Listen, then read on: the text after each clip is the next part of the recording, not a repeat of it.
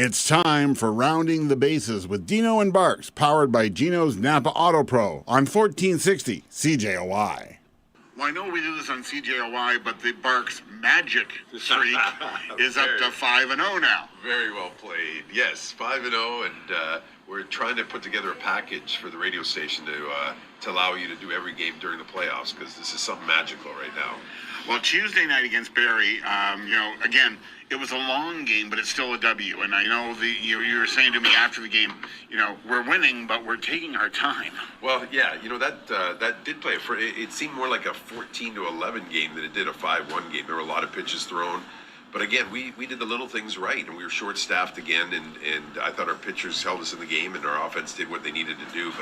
But it was a 3-hour ball game, and it was, we'd like to be a little more efficient, a little quicker, but again, they're always nice when it's a win. Exactly, and a good crowd too. Over 1,000 people on a Tuesday night. Yeah, we've been so fortunate.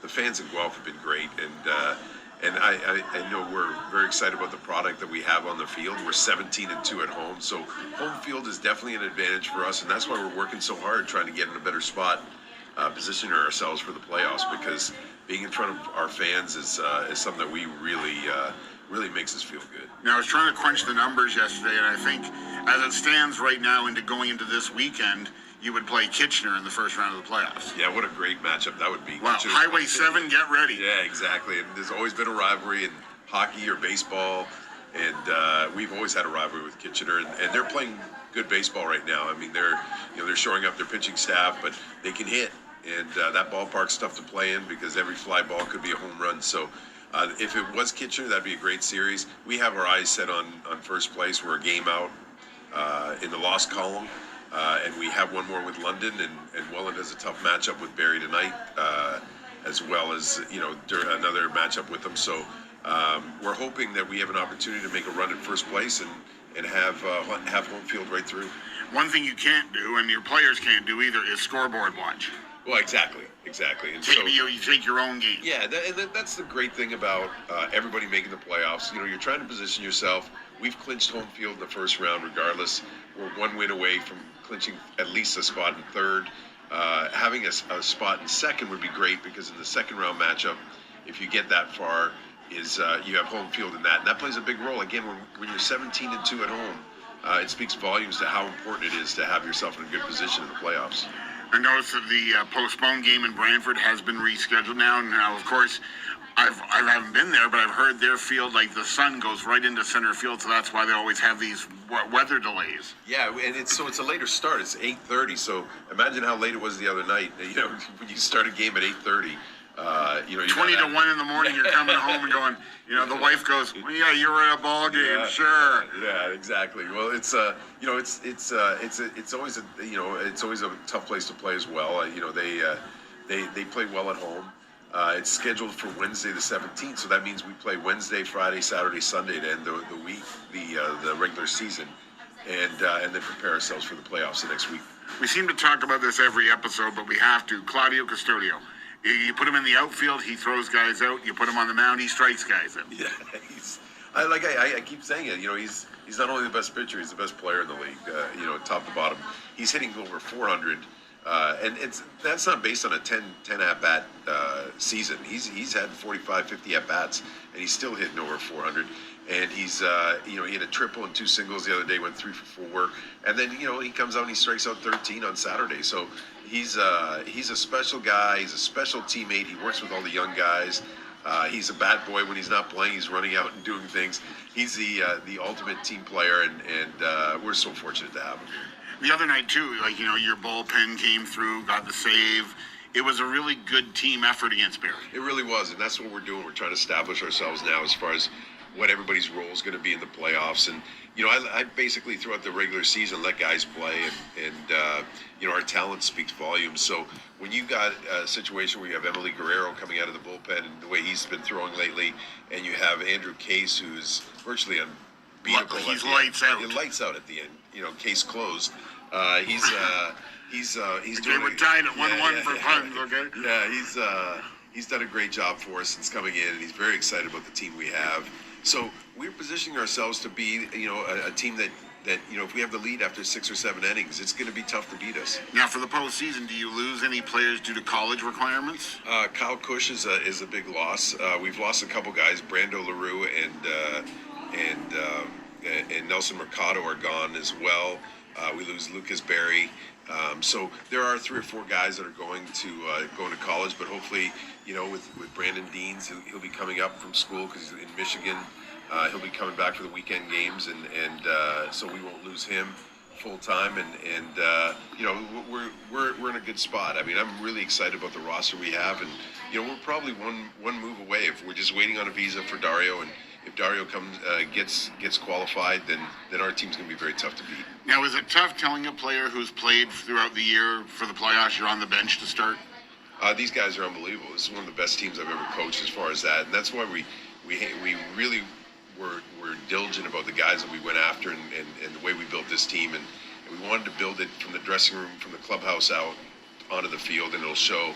There are guys like Darius Barlas who's done such a great job for us, and he hasn't played that much in the last 3 or 4 games. That was the example I was going to say. And you know what? I have discussions. I mean, I pride myself in being able to communicate with players, and Darius is amazing. He's totally understanding and what's best for the team. Guys like Noah Roberts. There's I can go top to bottom with guys that are, there's times where I've sat a guy who's hitting 380 and Ethan Hammond, and he's completely cool with it. So it's just everybody's looking for what's going to make this team better in certain situations. Jeff McLeod, a veteran guy who's taken on takes a leadership role, but he's coming off the bench. So there's a lot of guys on this team that are good enough to start on a lot of teams that are coming off our bench, and they've been so happy to take that role. Not happy, but they've accepted that role, and they know that's what's best for the team. But if the end of the road is an IBL championship, I would be more than happy to sit on the bench. Exactly, like I said to them. Let's just see how it goes. Be ready for your opportunity, and hopefully we win our last game, drink some champagne, and smoke a cigar. Well, I'll get a couple of W's this weekend, and I'm going to get set to go 6-0 next game I do. I can't wait. Have a great weekend.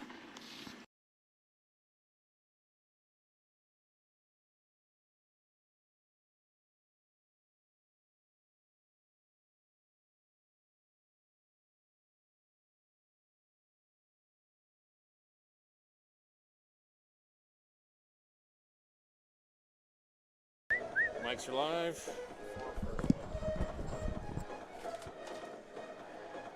Fans feeling hungry. The concessions are open. Grab a hot dog or some popcorn. Just another Saturday night at Hastings Stadium. Scott Fraser and Neil Srivastava with you for the 6th and final time that the Toronto Maple Leafs and the Guelph Royals will go head-to-head, at least in the regular season, Neil. And to say that this season series has been close might be an understatement. Toronto leads it 3-2. All 5 of those games has been won by the home team, and Guelph 17-2 at home. We're hoping that trend continues here tonight, my friend. 13 in a row at home for the Guelph Royals. That's just something special. Just absolutely something special. It's just the home crowd just carries this team, and we cannot thank the home crowd enough for being out here Saturday nights, Tuesday nights, and enjoying some of the best baseball the Intercounty has to offer. And once again, who would expect, but this crowd seems to be larger than the last. Well over 2,000 fans already in, and as we know here, Neil, they continue to roll in as the innings wear on, and with Claudio Custodio, 170 Ks already under his belt on the bump this evening, we'll get it started for the Royals. He has 40 of those 170 against this Toronto Maple Leafs team, so he has their number, so to speak, and just another first pitch strike from Claudio Custodio to get this game underway. And Guelph coming off that big 5-1 win, against the Barrie Baycats on this field back on Tuesday. Connor Morrow went deep in that game and once again was perhaps this team's best player, but a guy that Dino talked about in that pregame show, Ethan Hammond. The left fielder batting .380 on the season and hitting down in the lineup makes the job of guys like Morrow, Pompey, Riley, and Collymore at the top of it much easier for those 4. Claudio falls behind 3-1 now. And that is uncharacteristic from this league's ace. And with that in mind, Claudio takes a bit of a slow walk and resets. Brendan Keys is behind the plate catching Custodio this evening. That one doesn't get the call from home plate umpire Phillips. And that is Vinicio aboard with a leadoff walk. And the volunteer umpires that are out in Groves yet again disagree with that fifth pitch that was called a ball four, including a few of us up here in the press box. Not a big fan of that last call. That one gets it, though, as Justin Mara is back to the plate. Claudio Custodio with another first pitch strike, but don't forget he threw 4 straight balls out of the zone and off the plate against the previous batter, Vinicio, and he checks the aforementioned Vinicio at first. Nothing doing, as Interessano was quick to catch that and throw it right back to Claudio, and Custodio maybe overthrows that one, and it's now even at 1-1 between Custodio and Mara. Justin Mara comes in the action, batting .333 on the season. Hasn't hit the long ball a few games for now, but that's okay. Don't want to see one tonight unless you're a Leafs fan. Not many of those here at Hastings, and even that visitors bench that is right near the away dugout full of Royals fans. And with this rivalry the way it is and how heated it's gotten, how even it's been played so far this season, it's a good thing for the Royals to see. And that one gets the call, and Phillips is already getting the Bronx cheer. The sweat beating off the back of his neck as the heat is on. Home plate umpire Phillips already here with no one gone in the top of the first. Another beautiful night for baseball. That one low, runs the count full. Payoff coming momentarily. And it's funny, Neil, Guelph, as we've mentioned, I think, a few times this season, as a city, is a fair weather fan city. Once teams start winning, fans start showing up as Mara pulls one to right, but not deep and into foul territory. Garton didn't have the foot speed to get there quite in time, so that will keep Mara alive in this at bat. And Garton, who really put that foot speed on display in the 9th inning of that game against the Baycats on Tuesday. Andrew Case had one that he had called everyone off on, and it was popped up right next to the mound, and somehow, some way lost it up in the sky. And we kind of noticed that Garton had took off and ran over, and we're wondering why so. And for good reason, Garton jumped on it and got the leading runner for an out, and that one misses yet again. So that strike zone, very, very tight so far this evening. And we'll see if that trend continues and if Phillips is consistent with that, and that's all you can really ask for if you're a player or a fan on either side of it. Salazzo to the plate with 2 men on, no one gone, and Claudio, for the first time in memory, kind of in a jam early on. It just hasn't found the strike zone yet, and it's kind of hard to find it when it seems like it's floating around the zone a little bit. It's more like the Bermuda Triangle right now. Shrinking or non-existent, but that one fouled off, and Salazzo is behind 0-1, and we'll see if Vinicio decides to take off for third. Claudio checks him. That one misses, evens the count, and definitely I would say, Neil, for being 0 outs through this game and how busy this crowd's been so far this season, this is the most full it's been this early on in a game so far. No question. This definitely has that playoff feel for the fans anyways, just because both sidelines, you can't find a spot now. Like, you're going to be going down the shoehorns here. And it might be a long night if this strike zone continues to evaporate the way it seemed through 2 batters and 3 pitches on the third one being Salazzo. And Claudio, rightfully so, seems frustrated, but that one just low, and no question that one misses, and it's 3-1. And these fans are quickly becoming disgruntled. the silver lining and the good news here at the top of the first is it's Claudio Custodio. So no panic from this team on the pitcher on the mound. Away. That one chopped foul by Salazzo, as Neil mentioned, and count runs full. So something on the ground would really change the dynamic here in the top of the first, with Connor Morrow at short, Collymore at the hot corner. Darius Barless playing second tonight, and Terrasano will round out the infield for the Royals at first. That one misses somewhere, some way, somehow.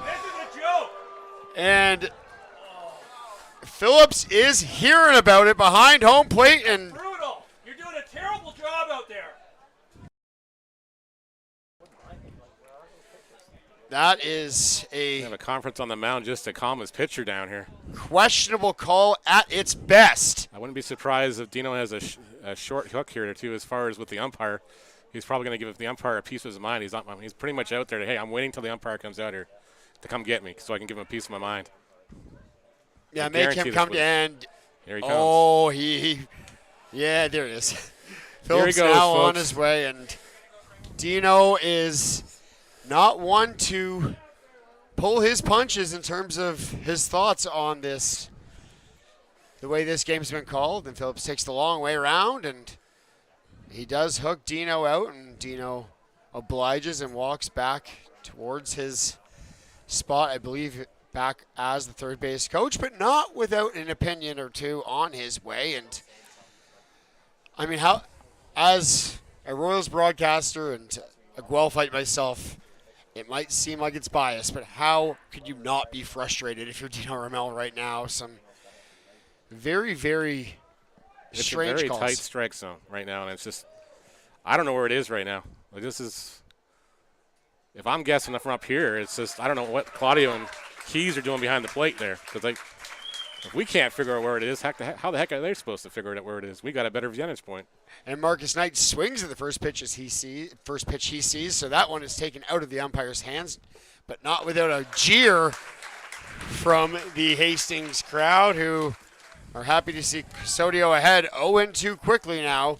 Bases loaded, no one gone. Top of first. This game means so much to both of these teams.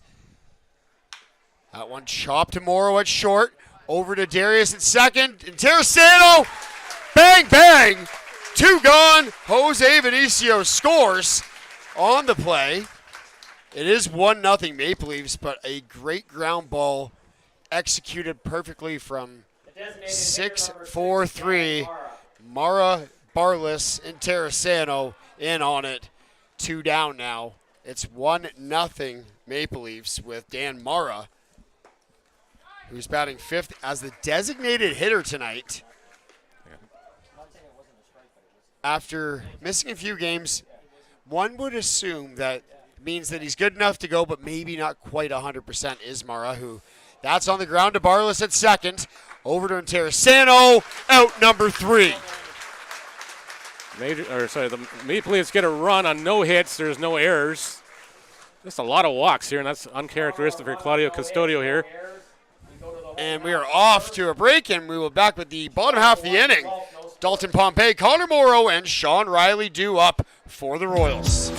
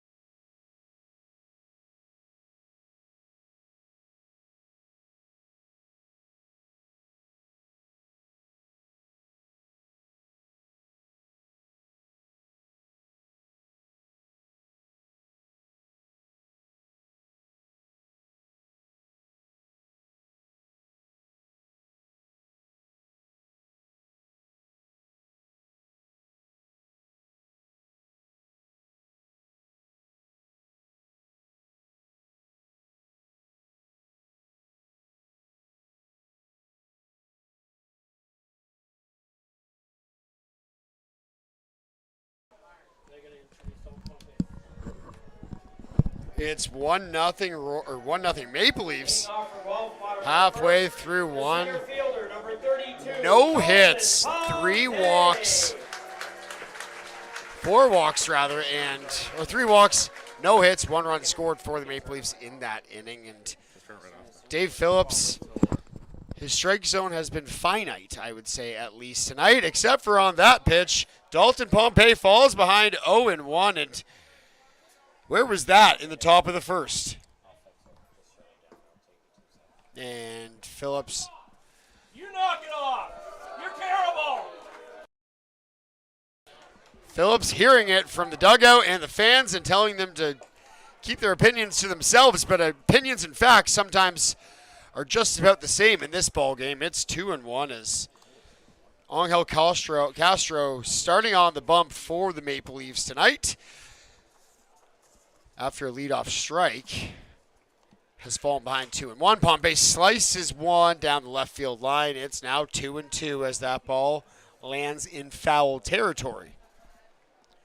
Another beautiful night for baseball. Another great, great day here in the Royal City. The weather fantastic. The heat has cooled off a bit, Neil, and humidity completely gone. And it feels like the heat of summer may have escaped us as Pompey fights that one off yet again. It's still 2-2.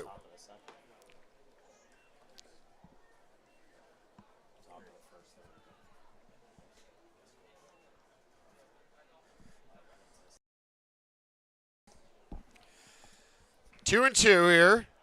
1-0 Maple Leafs. Pompey lets that bat go, but that is a strike nonetheless. 1 down. Connor Morrow coming to the plate after Pompey is down on strikes. Connor Morrow. Morrow, of course, as mentioned before this game started, hammered an absolute no-doubter back on Tuesday night to left field, Neil. And the only guy that's hit a ball that hard and that deep and that high and that long in this ballpark so far this season is Josh Garton. But Morrow may have outran him on that one. After No question, it left in such a hurry. You could tell it was loud off the bat. You knew it was a no-doubter as soon as he hit it. I think everyone all the way to Barrie knew it was a no-doubter based on the sound it made off that blue bat. That one low, but called a strike. It's 0-2 quickly on Morrow, who is batting second. Sean Riley due up next. Emily Cullymore, if we get that far, will bat cleanup. Garton fifth. Castro gets Morrow down, swinging on strikes. 2 gone here. With Sean Riley to the plate. Riley missed the game on Saturday and Tuesday, so it's his first day back in quite a while. Sean Riley. And the home run king. He's that kind of guy that's going to say, okay, Dave Phillips, you're going to call a strike. I'm going to swing at it. And could take it out of the park in an instant here. Number 33. Castro deals the first pitch. Riley takes strike 1.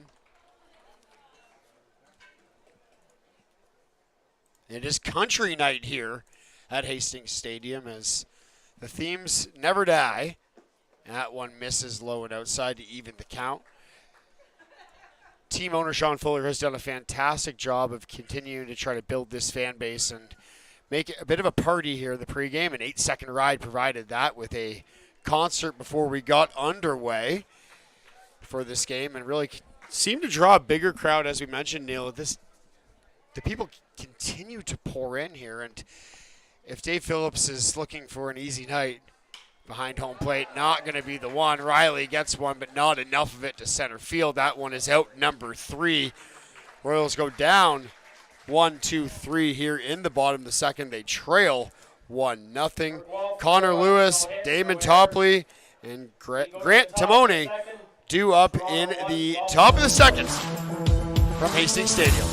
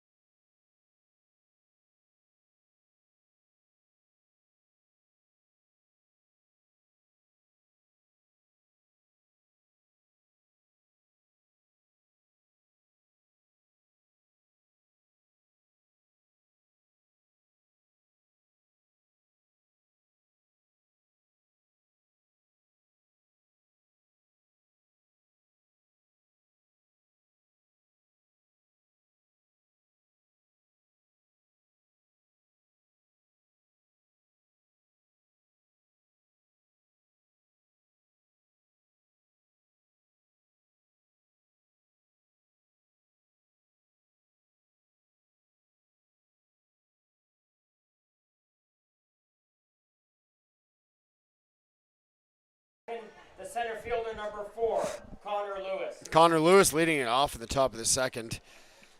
Home plate umpire Dave Phillips had a small conference with his officiating crew between innings, so we'll see if there's a bit of a change in where that strike zone seems to be this evening, and that is a first pitch called strike.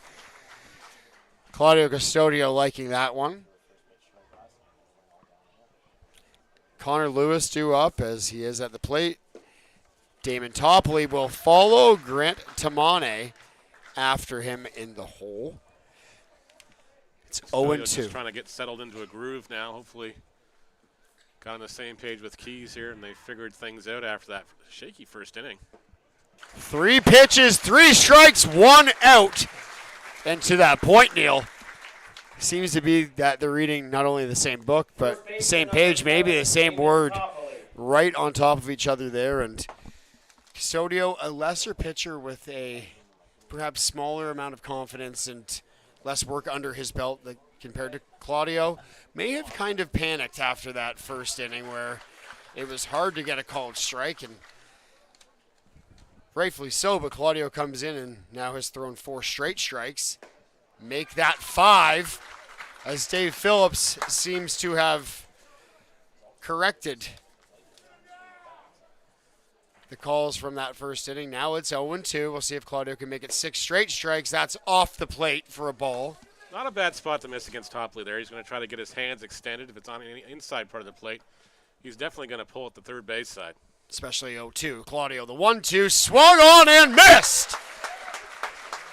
Custodio back-to-back strikeouts make that 172 on the season and 42 against the Toronto Maple Leafs this season, and he has played a heap of innings against Toronto. But man, oh man, when you look at that ratio compared to league or season totals and head-to-head, Claudio seems to have this Maple Leafs lineup number. Swung, no. Yes, he did go 0-1.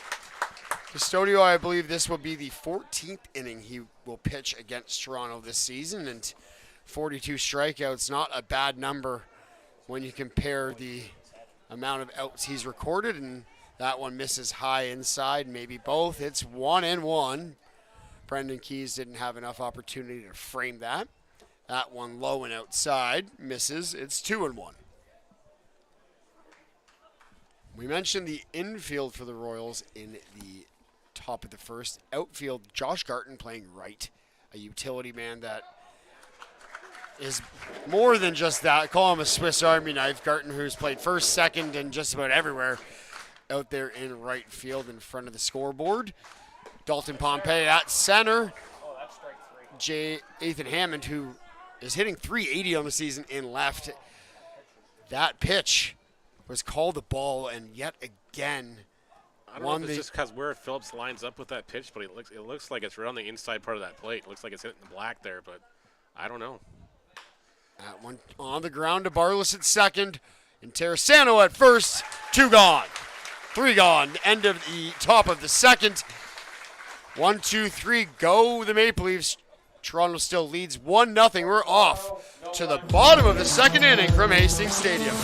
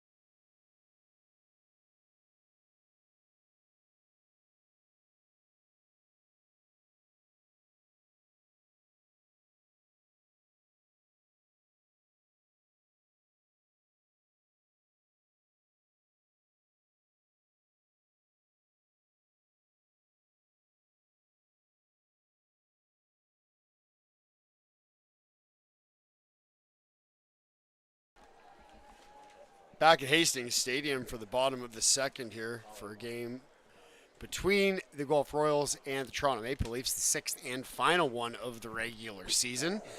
It's 1-0 Toronto, Leading 1-0. but with the heart of the lineup coming up for the Royals, that could change in a hurry. Collymore leading off, Garton next, and Terrasano, who hit sixth, will follow in the hole now. That one not getting the call, ball one.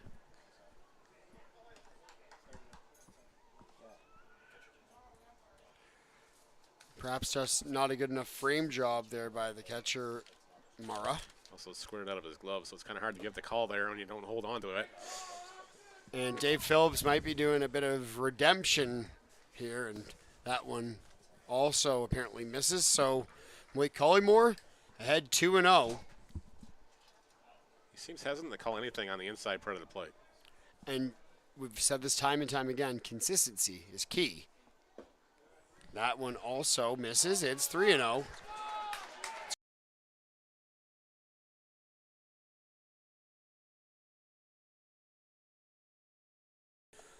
Collymore ahead 3-0. Castro deals. Collymore looks at a strike, and that one probably just one you're laying off anyways, and it was down Main Street, but Collymore was saying, show me a strike first. 3-1 swung on, and now it's full, 3-2. Of course, Castro, the former Oakland A, not a stranger to big game situations. This is exactly why the Maple Leafs got this guy's digits and brought him into Toronto. Even Mara thought they got him there in that one. Collymore is going to walk down to first here. He's beside himself too. So to quote an old Clint Eastwood movie, things are tough all over. Aren't all Clint Eastwood movies old? No, not all of them. He still makes films actually. So Josh Garton. that's So definitely one from the 80s. One aboard for Garton. And Old Town Road blaring through the Hastings Stadium speakers on country night. Garton will take his time, and as mentioned, 15, the Guelph fight, a big part of that ninth inning in that 5-1 win back on Tuesday, but tough night at the plate for him, which is a rarity, so we'll see if he can turn those fortunes around here tonight. With a swing of the bat, it's hit high. It's hit deep to center. That ball, goodbye! Sayonara! Josh Garton, two-run shot! Garton got one in his wheelhouse and made no mistake with that one. And the Royals are back on top here, 2-1. Almost like he heard us up here, and he points either at home plate umpire Dave Phillips or back at to the dugout. But we both know Josh quite well, and we knew it wasn't going to take very long after that struggle at the plate that we saw on Tuesday night against Barrie to kind of erase that from his memory and talk about exactly one pitch. He pumped that ball right to center field, likely about 400 feet, and gives his team the lead. And Terrasano, with the bases empty, will follow after Garton cleared them. That one is a first pitch strike.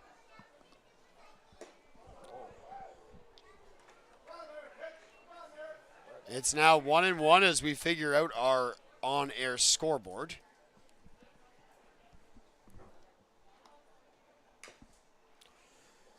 One and two now as Terrasano chops that one behind himself. And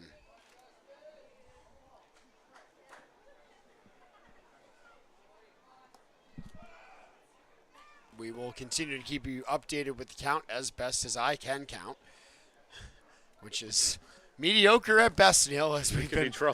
We could be in some trouble here. Cat's now 7-12. Back to reality, 1 and 2, and Neil Srivastava, not only our color commentator and scorekeeper and statistician, but also our technological wizard, seems to have the kinks worked out for me. 1-2 coming from Castro. Laced by Terrasano, but just like so many times this year, right at an opposing defender, Damon Topley, that time. Made the easy play at first to record the 3 unassisted out. The left fielder, But Ethan number Hammond 28, Ethan making his way to the Hammond. plate for the first time tonight, hitting again 380. Something that nobody, not even maybe Ethan Hammond, saw coming back in May.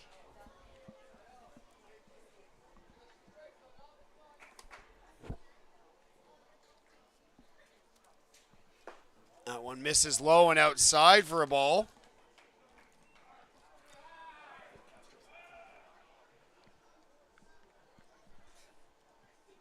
Both benches giving the plate umpire what for tonight, so could be a long night, folks. That one hit to opposite field and not very deep, but that will fall in for out number 2.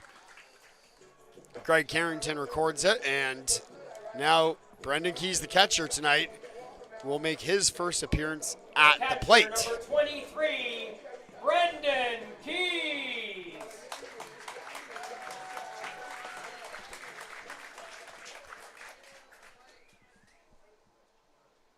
Keys and Roberts, who did such a good job of kind of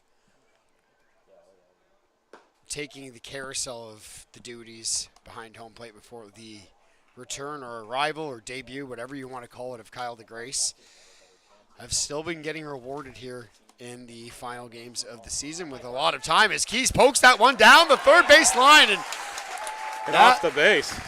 ball had eyes, Neil. Seeing eye single. That one, of course, Lazo almost broke an ankle trying to get that one in reverse. And no fault of John Salazzo at third. That one looked like it was for sure going to bounce over the line and be a foul ball, but sometimes they go your way.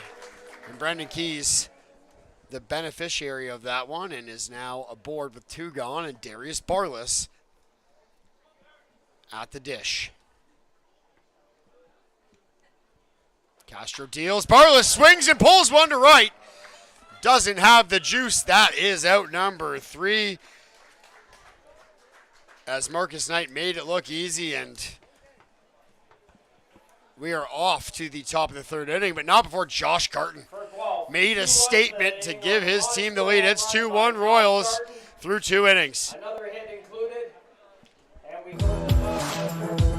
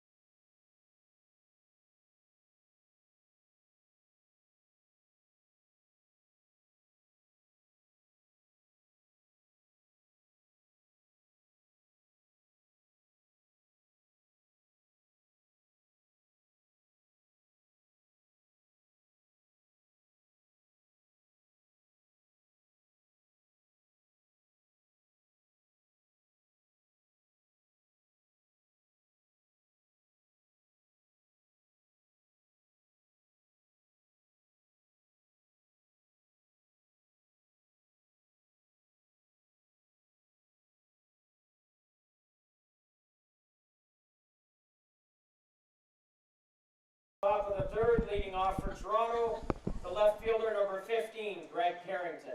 Greg Carrington will get the top of the 3rd inning underway here for the Maple Leafs, who saw their lead escape them in a hard, high, quick fashion from Josh Garton's 2-run shot. Garton could be that calming influence today. The Royals would definitely need after that first inning, which is unlike the Royals this year. Everybody seemed to be on edge, when the calls weren't going their way. Yeah, Garton is that guy that he can be a fiery competitor, but he can also be the voice of reason and a leader of this team. Obviously, played in Dayton, Ohio in the red system in Double-A ball for quite some time. So a guy that's been there and has that experience, a father of his daughter Dallas, and knowing Josh as long as I have, a very mature human being and a guy that is well respected, and I would not use the word feared as much as one might think based on that 260-pound frame that is also accented by that bleach blonde mullet and a mustache to boot. A guy that could break you in half but never would. Griff Hemsworth's looking for a stunt double. Heck, he probably could fit the bill. Josh Garton's looking for a stunt double. Chris Hemsworth, are you available? Exactly. As we're back to the top of the order after Carrington found his way aboard with a leadoff double. Benicio fouls that one off. A good attempt on the bunt. Just unfortunately, the hands were not above in front of the plate there. Yeah, and that would have been a great way with the speed of Benicio to get aboard and then put Carrington, who also can run, to third. So it would have been runners on the corners had that unfolded the way that Toronto had hoped. Nonetheless, it's 0-1. Carrington shuffling his feet out at second, and Claudio, Connor, and and the home plate umpire Dave Phillips, excuse me. Just make sure they're on the same page. Just thinking manager Dino Romero popped his head out of the dugout just to make sure everybody knows where they're going on this coverage here. Collymore holding at third. Carrington doing a great job of keeping one of Claudio's eyes towards him. That one popped up. Malik Collymore slides and makes the catch.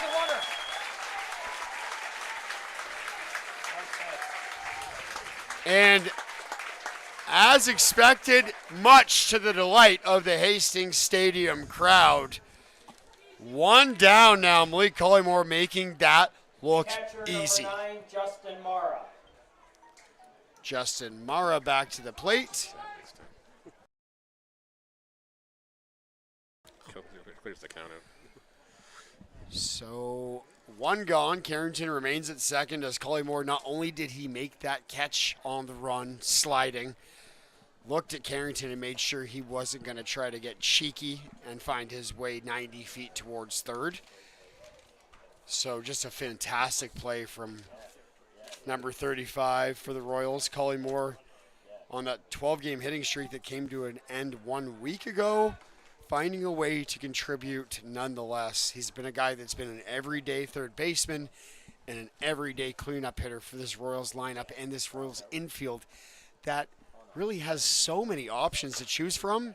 But what a compliment to Malik Collymore for the amount of confidence that Dino Romero and his teammates have in him to say, you know what, you're our everyday guy at the hot corner, and you're also our everyday cleanup hitter.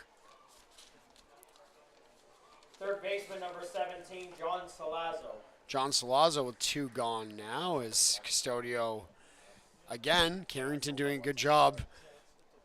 Had Custodio kind of playing chicken with him, but Custodio decided to elect to throw to first and throw out Mara. So Salazzo with Carrington in scoring position now has two gone and is behind 0-1. Yeah, Salazzo just seems to hit well against the Royals. Always has. Even when he hits this one to right field, and that's going to be trouble. It's going to drop in front of the right fielder. The throw is coming to the plate, but not in time. It's cut off by Intercounty. Carrington with two outs was on his way home no matter what the minute that bat cracked off the ball. So a good piece of hitting from Salazzo, almost on cue, Neil. It just seems like he knows when he's up there, he's going to get a good pitch to hit against here. He just loves hitting at this ballpark. So it's now 2-2.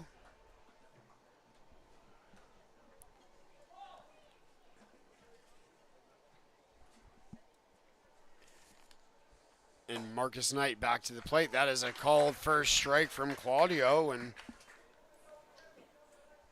here at the top of the third, not for nothing, Dave Phillips may or may not be to blame for that top of the first, but Claudio Custodio has not been gotten to this early in a baseball game through this entire season as much as he's had to face so much so far with 2 gone here in the top of the 3rd against the Toronto Maple Leafs. Obviously, Custodio being not only the Royals ace, but the ace of all aces in this league, has seen the Maple Leafs a ton so far this season. But conversely, so have the Maple Leafs seen Custodio a ton so far this season. No question. I believe this is the 3rd start against them this year, so it's just actually, yeah. So as far as this goes, it's just they've seen each other a lot. And Marcus Connect, the former Blue Jay farmhand, back in the lineup now, of course. He started his career with the Oshawa Dodgers here in the Intercounty way back when the Dodgers were still in existence anyways. Okay, I'm going to just take this opportunity to feed you a bit of your own lunch. This is Claudio's 4th start against the happens. Every dog has his day. A broken clock is right twice each and every day, and Scott Fraser gets one on the board. Put that one on the wall there. There we go. Claudio adds another strikeout to his total as I'm celebrating 1 and Claudio celebrating a whole heck of a lot more than that. Maple Leafs tie the game, but we are off to the bottom of the 3rd inning from Hastings Stadium. Maple Leafs 2, Royals 2.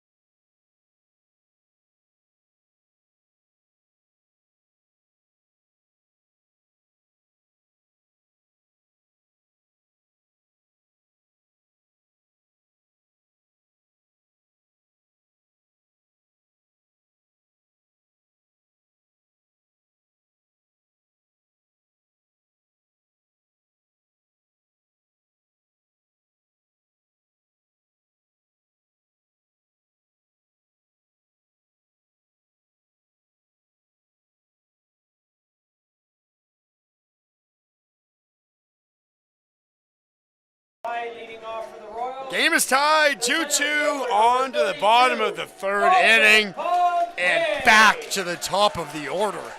Dalton Pompey, Connor Morrow, and Sean Riley due up here, and this Hastings Stadium crowd is loud as it's been all year long. Doing just that so far here.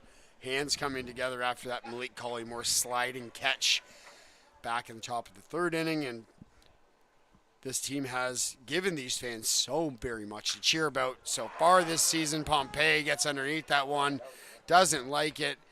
Salazzo underneath it, out number 1. Pompey just missed that one. And the frustration was very, very obviously visible, but not a bad swing from the leadoff man. Connor Morrow. Speaking of not bad swings, Connor Morrow back to the plate, and I hate sounding like a fanboy, Neil, but with as much talent as this team has, and okay, of course Claudio Custodio is Claudio Custodio, but Connor Morrow, easily my favorite Royal and maybe this team's best player. That one, right center field, will fall in there. Morrow on his way to 2nd and thinking about 3rd. Turns the corner and in there with a 1-out triple. Good thing Castro was there to back that one up, or Morrow's going to wind up at home. Yeah, Morrow could have been in there on his feet, except for the amount of speed he had coming into the 3rd base that he would have overran it had he not slid. So with 1 gone, a man at 3rd, and probably the guy that anyone would want due up next, Sean Riley. Designated Number 33, Sean Riley. Infield in on the corners, or it's up the middle anyways. They're going to play a little bit back here and let Riley take his hack here. Riley, who hasn't maybe had the same amount of pop in his bat so far this season. And mind you, he's a father of 2 and a full-time firefighter, so the regularity of his at-bats hasn't been as consistent as years past. That one inside, and Riley, as always, right above it, making sure that one is seemingly a ball, and it is 1-0, but spending some time with him and his family earlier this week, Aiden and I were having some fun with him, saying, how many home runs do you have this season, Sean? Well, I have 3 stolen bases. Okay, how many home runs? 3. And that one grounded to short and over to first for out number 2. That might be quite the father-son rivalry going on in some days. Yeah, it's obviously contagious when Sean, as much as he's respected, he's beloved, and Malik Collymore. can take a joke probably more than I could. And trust me, I pushed the limits with him, and I think his son Aiden's starting to get to that age where it's like, okay, I'll try. So 2 gone. Collymore takes a ball high for ball number 1. George to concession. Thank you. And another thing we've touched on almost every single home game here, Neil, even though the Royals are 17-2 on this field, is the fact that they have this nasty habit of leaving runners aboard and in scoring position. And after Connor Morrow reached and got all the way to third, Malik Collymore 2-0 count, but still 2 gone here. You don't want to leave him hanging out there 90 feet from breaking this tie. You definitely do not want to do that, especially when there's only so many opportunities in a game like this, especially when Angel Castro is on the mound here. And he gets better as he gets later in the game. He's proven that time and time again. And it's an interesting and a tip of the cap, pardon the pun, to Castro, because the more you see a pitcher as a batter, you think that would then favor the batter. Castro, as you mentioned, the more he gets through the lineup, kind of seems to find a way to frustrate the opposing batter, and it's 2-2 all of a sudden after Collymore was ahead 2-0. So the Royals a strike away from leaving Morrow at third. Collymore pulls one to left field. That one just hooked foul, and a collective sigh from every single fan here, and it is a packed house of David E. Hastings. There's not a strip of real estate in the grass on either side you can see that's not got a lawn chair on it. So, yeah, it's a nice house tonight. Second last home game of the regular season for the Royals, of course. The last one is next Saturday night against the Brantford Red Sox. So make your plans early here, guys. If you want to get tickets, you're definitely going to have to jump on board, go online, pre-order those tickets now. Yeah, and with the playoffs just a sneeze away, it's going to be a fun atmosphere here in Hastings. And these grandstands that sit right in front of us, they're a rowdy bunch and a fun bunch to kind of hear and listen to. And there's the certain fans that come game in and game out that seem to come up with something new to say every game. Like what in the name of whoever dropped your name player here? That guy. I don't know what his name is, but he's that guy. He's that guy. So Collymore now the count is full still and swings and misses, and Connor Morrow left hanging at third this game. Left hanging tied. We are off to the top of the 4th inning. It's 2-2.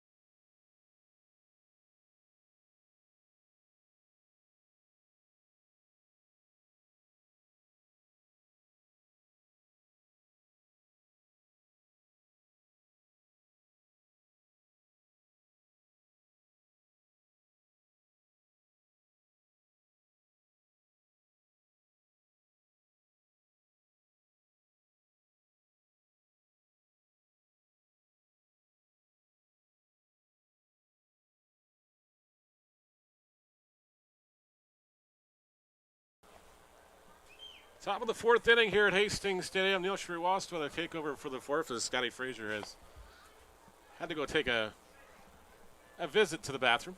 That's the best way to put it. As Intercounty needs a new glove out here as we're getting back underway. Looks like the ball went through the glove during warm-ups here, so thankfully he's got a spare here. As we show you the wide shot here as we get back underway. Custodio to face Dan Mara, Connor Lewis, and Damian Topley in the Maple Leafs lineup. Mara's been playing hurt the last couple of games in the DH spot. Not a full 100% yet anyways, but hopefully should be in top shape for the postseason in a couple of weeks from now. Of course, the London Majors beating the Barrie Baycats in the early game this afternoon, 9-2, at Vintage Throne Stadium in Barrie. And the count is now 1-1 to Mara.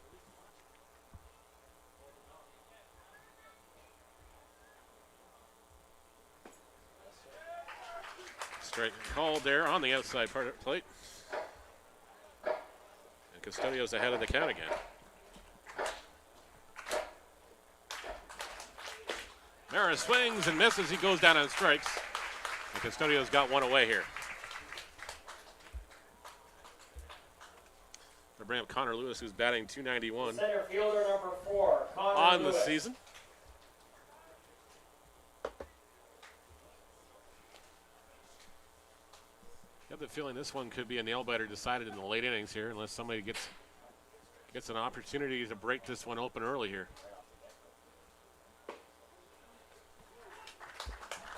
There's a pitch called for a strike, and Custodio is in there once again ahead of the count at 0-1.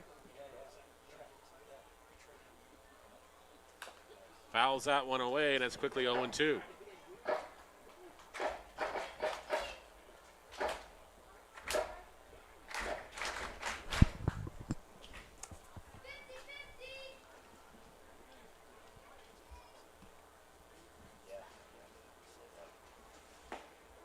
Strike 3 called, and Lewis is retired for out number 2. This is the Claudio Custodio Royals fans who have gotten used to seeing here. Dominates the strike zone and makes you hit his best pitch. First baseman number 7, David Topley. Topley now the batter. He's 0 for 1. He struck out swinging in the second inning. Has a .269 average. Of course, Damon Topley been in the league slightly longer than I have, which is a rarity in this day and age. But I remember when Damon broke in with the league in the Stratford Hillers way back in the day. As Topley swings and misses, even the count at 1-1.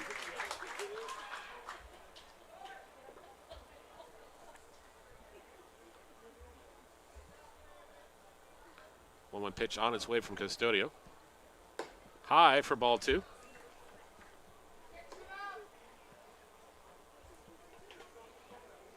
Of course, Topley now the second in the all-time in the Intercounty in base hits. And I believe he's second in games played as well. Just behind the great Arden Eating and Kevin Hinton. He just passed Kevin Hinton's record, I believe, last year. That's now 3 balls and a strike here to Topley.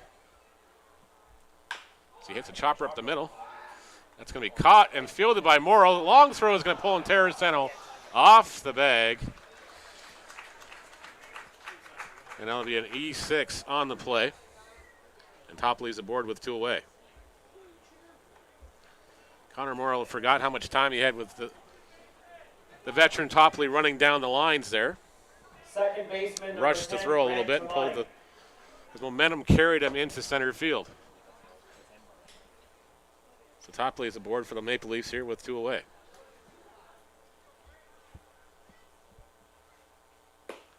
First pitch misses outside. It's ball 1.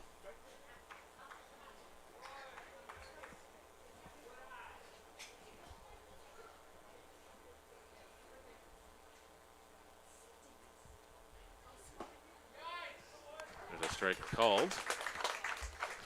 Evens the count at 1-1. Both benches have had their displeasure with the plate umpire Dave Phillips here, and that one's just misses outside. Keys tried to hold it there just an extra half second longer to get the call, but unfortunately, no dice. It's now 2 balls and a strike. That one gets off the glove of Keys, and Topley will make his way down to second base on the pass ball. Counts now 3-1.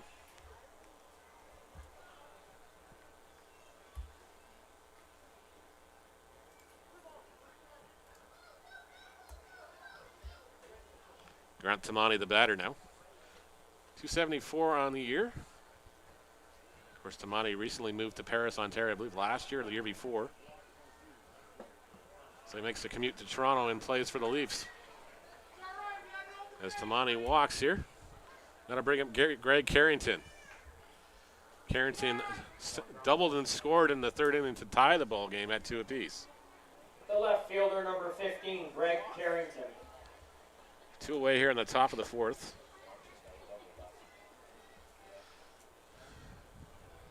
Carrington's batting .271 on the season.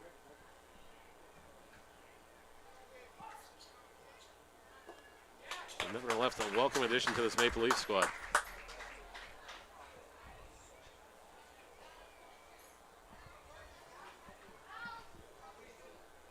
Custodio 0-1 pitch on its way momentarily. In there for a strike called, and it's quickly 0-2 here. Carrington didn't like that call either. As the Royals fans start to clap here, they try to will Custodio to strike the batter out. 0-2 pitch on its way. It's inside for a ball, and it's 1-2.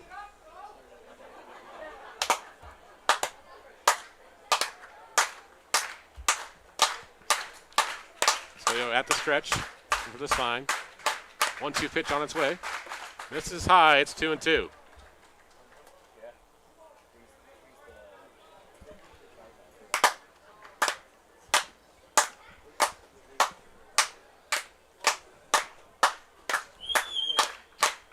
Custodio steps off the mound here. Sets toes rubber once again. 2-2 pitch on its way. Swung on and missed. He goes down.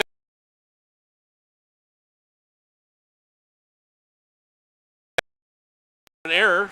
Sorry, 2 runners left on base with an error. No hits in that inning. So we head to the home half of the fourth. 2-2.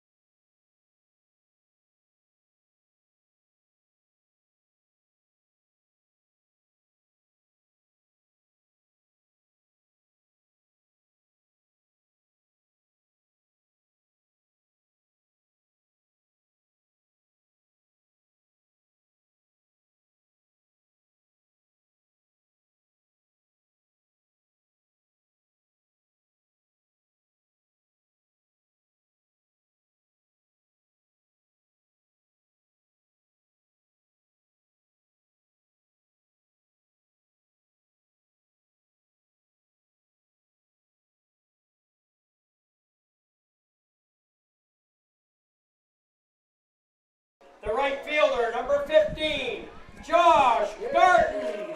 Bottom four, 2-2. Josh Garton leading it off for the Royals. And all he did the last time out was swing at the first pitch he saw and say goodbye to it. A 2-run shot that accounted for the 2 and only runs the Royals have brought home so far this season. Tries the same tactic, but pulled the old Olay on it. And that's Castro making that adjustment. I think he realized where he threw it last time was a little too in Garton's comfort zone. Threw it a little slightly higher there, and Garton a little ahead of that one. And to that point, Josh was swinging maybe a little bit too aggressively back on Tuesday and was not rewarded for it. And that one runs inside to even the count. But maybe Angel Castro did look at or saw some of those at-bats back on Tuesday. It was like, this guy's going to be swinging hard. So I'll try to get him with one. Maybe he'll lay off in the first pitch and try to dial it back. But either way, the result was not what Castro was planning for on that first pitch of Garton's first appearance. But You can tell now he's a major leaguer because he throws a lot of these baseballs back out there. He's like doesn't like the grip of the seam, so he asked for another one. And now he's like kind of nodding his head. Okay, I'll work with this one. And, I mean, what is your standard? Because this Guelph Royals organization pays for the top-end baseballs, major league standard balls. They're all the IBL stamped baseballs, so it's not like we're going some bargain basement bin here for the Rawlings. No, and they come at about a brown bill a dozen, so one's not good enough, send it back, and Josh Garton might just send it all the way back off the end of his bat here. It's 2-2. Just ahead of that one. He wanted it, and it's tough to tell if that was a home run swing because the way Garton swings is perpetually a home run swing. And Garton, a guy, as mentioned, has played everywhere from second to first to right field and probably some other places so far this season, but missed some time with some injury. And without making too many assumptions, one would guess that killed swing that he has might have contributed to the ailment that he has been, or had been rather, suffering through, and fully healthy now and playoff time just around the corner. But Garton tries to sell that one, and David Phillips not buying it. That is a strikeout to the Royals right fielder Garton for out number 1. Justin Terrasano now to the plate. And I don't know, Garton seemed to really be unhappy with that call, but of all of the ones that maybe you could or could not argue, that one seemed pretty cut and dry. Garton likes to kind of try to jump out of the way of balls that maybe come back over the plate from the inside part, but that one seemed to be a pretty easy strike to call rather. That one misses for a ball. I think Garton's also got to that level of maturity now where a few years ago he would have let the umpire goad him on that call and he would have gone after him, said words, and probably would have wound up in the showers early, but tonight he just seems like he's, okay, I'll take it, I'll walk away. I won't like it, but I'll walk away. I'm going to let you know subtly I don't like it, and I was alluding to that a little bit earlier about how mature he is now. Yeah. A fiery temper, he wears his heart on his sleeve, and sometimes it comes across as selfish or... So Lazo makes the glove catch here, and Terrasano's retired for out number 2. Comes across as selfish or overreacting or whatever you want to call it, but Garton has done a good job of kind of dialing it back, and now that Royals dugout Somebody seems just got out of here. David Phillips has now very subtly ejected one. Maybe Not sure who he threw out there because we can't figure it out from down here. He just threw somebody out.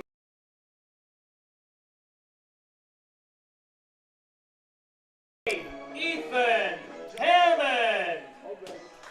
So we will see what Royal it is that will be calling it a day early. And surprise, surprise, it's number 55, Brian Sewell. Oh, he's pointing to somebody else now, too. Sewell, a bullpen catcher, and again, one of these heart and soul guys that is just beloved by his teammates. He's had some run-ins with some officials in his career, and also may or may not have mentioned that there's times where a guy will get kicked out and he'll be like, okay, me, I'll go. And then, no, come back here.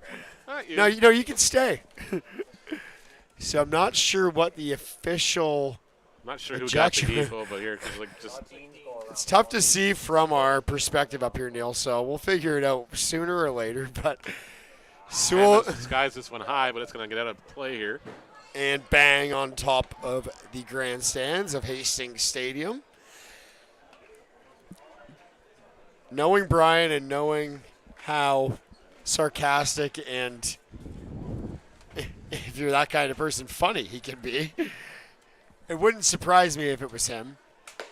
But again, it might have been someone else, and Sewell would take that as. Oh, exactly. Sewell would definitely jump in there rather than save a teammate that might be important later on in this ball game here. And not to say Brian Sewell's not important to this team. No question, but it's just at the same time, it's just like, well. There was a collective chuckle up here in the booth when we saw 55 walking away. Okay, obviously it was him, but I'm not quite sure what the final outcome of that ejection was, and we keep peeking, but pretty tough to tell from here. Hammond and Castro at 2-2 now with 2 gone. In the bottom of the 4th, Castro delays, then delivers low. It is now full. 3-2 here. Yep. And Ethan Hammond, right about the time that you would step up and expect this guy to pull through, holds it back. They appeal down third base line. Hammond knew he didn't go, so he's going to take his stroll down at first. Hammond knew he didn't go, but it's always up in the air when that appeal comes down. But that one called a non-swing, and he is aboard now with a 2-out walk. And Brendan Keys to the plate. David Phillips still having this long, extended, pleasant conversation with the Guelph Royals dugout. And yet again, Castro's going right into the ear of Mara here, and he's just trying to get on the same page here. 23. Brendan Keys. Maybe Castro was telling him, hey, that pitch doesn't work right now, so let's go with something else. Yeah, and as hard as everyone here at Hastings has been on Dave Phillips, it's gone both ways. It has. It really has. So consistency is always key, and we all have off nights, and not to say that I'm saying that Dave Phillips having an off night, but forgiveness is key, and Keys chops one to Topley at first to end the inning as Hammond was off with the pitch. But regardless now, the 4th inning has come to a close. This game's still tied. We're off to the top.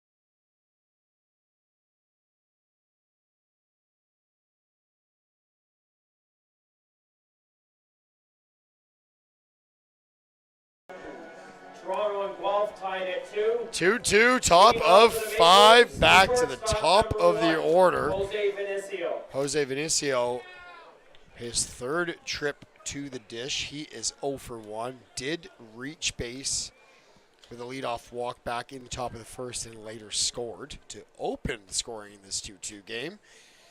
And then flew out to second. Last time out, looks at a first pitch strike. Of course, he tried the attempted bunt in the third inning. Collingwood with the huge catch will probably be the headline photo tomorrow's Royals story on the GuelphRoyals.com. That one popped up to Collingmore's territory yet again, but this one well out of play. Now, Malik Collingmore and Gar Fitzgerald will make sure of this and has made sure of this. A play Malik Collingmore will never forget, and our resident photographer, Gar Fitzgerald, captured that moment right on time. Gar's just got an uncanny knack. He always has, even when he was doing wedding photography with my parents way back in the 90s. And that's the thing, is that he does the Guelph Storm, he does the Guelph Griffins hockey, Guelph Griffins football, Guelph Griffins basketball, and of course here for the Royals at Hastings Stadium, and also a full-time paramedic. So a man of many hats is Gar Fitzgerald, and Claudio Custodio, a man of many strikeouts, add that one to the total. The catcher, number 9, Justin Mara.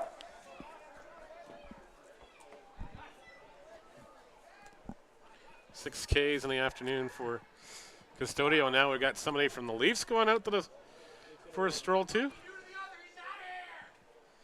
Dave Phillips not having a great night in terms of new friends, as he's out there having a conversation with Topley, I believe you said. And it will be a conversation that grows to the first base umpire as well. And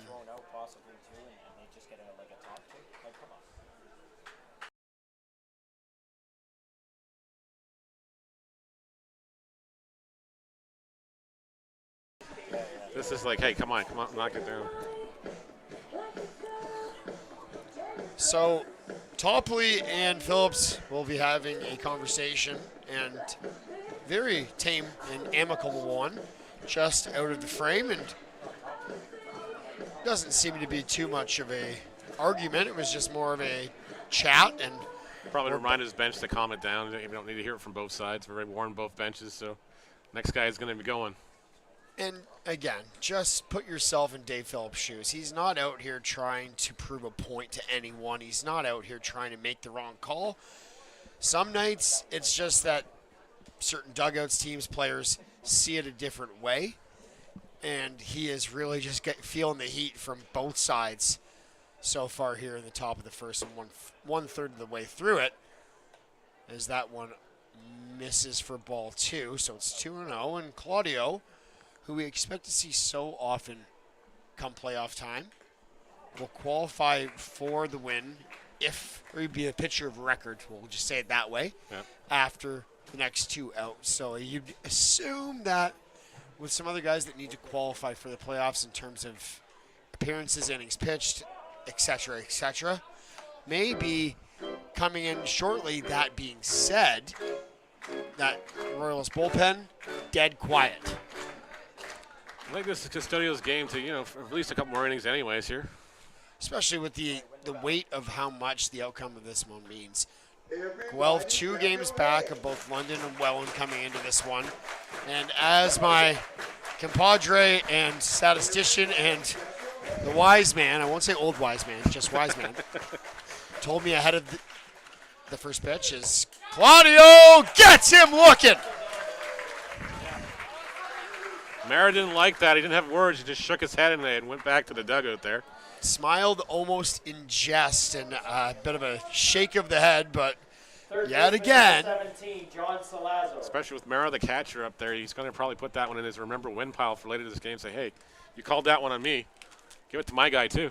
And we'll see what happens with that. But as I was mentioning,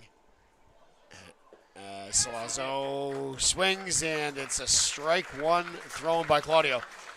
If Guelph can beat Toronto tonight, I'll get this one out quickly, that would solidify Guelph's chances of finishing ahead of the Maple Leafs. So Yeah, no Toronto would have no chance of catching them if they'd lose this game to the Royals tonight. Appeal down to third. Salazzo held back on that one. It's 1-1. So It's a pretty big ball game. exactly, and I think the city of Guelph heard about it based on the attendance here this evening. The official word so far is 2,342 in terms of fans in attendance. And that 50-50 draw closely approaching $870 here. So fans are here, they're happy, and they're looking to win some money. And Claudio Custodio looking for another strikeout. That one flared to left field. Hammond slides, can't make the catch. That'll be a base hit. Connor Morrow, who has been getting his steps in so far in this game, was there to pick it up and make sure that Salazzo did not try to think about second base. So that is a Right two-out field, number 24, flare single Marcus Connect. Where's Marcus Connect now, the batter? for Connor Lewis. Rejoined the Maple Leafs late in July here, so he's just trying to get the at-bats to qualify for the postseason. And, of course, he's a dangerous stick to have in this lineup when he's going on full cylinders here, too. So Custodio's got to be careful here with the go-ahead run at first base and the dangerous Connect at the plate. Doesn't get the call on that one, and it could have been low, could have been a little outside. It's 1-0. Pardon me while I try to multitask. There it is. It's 1-0, man at first. Lewis, that is. Connect will swing at the second one he sees, and just a bit late and a bit underneath it. Slices it. Foul. Just limited play time so far this season. He's batting .375. Tonight he's 0 for 2. He grounded into a double play in the first inning and struck out swinging in the third. So if you're a Royals fan, you definitely want to see that trend continue. Keep him off the base paths. Give our bats a chance to get back in this one as this line in the left field. Almost like clockwork here. I'm going to shut up about Marcus Connect now. As he lines a single into left. And Collymore thought about making the fantastic dive yet again, but thought better of it, thought twice about it. Hammond behind the ball, picked it up, and kept Lewis at second and Connect to first. Dan Mara to the plate. Lewis at second does represent that go-ahead run, as Neil mentioned, and 2 on with 2 out, and the designated hitter Mara at the plate looks at strike number 1. Mara 0 for 2 as well. He grounded to the second baseman and struck out like you mentioned. And Custodio getting ahead of here. Morrow stopped and tied his shoe there halfway through that pitch there. I don't think he should have gave Custodio a heads up. Say, hey, just call time for a second. Step off. And now they both do. And like clockwork, as you mentioned, it's 0-1 still. Custodio checks second, delivers to home. That one off the head of home plate umpire David Phillips. And that will score a run. A bit of confusion here. Phillips, and yet again, no rest for home plate umpire David Phillips, who is just kind of hearing it in now a conference. It didn't go out of the ballpark, so I don't know why he's went off his helmet.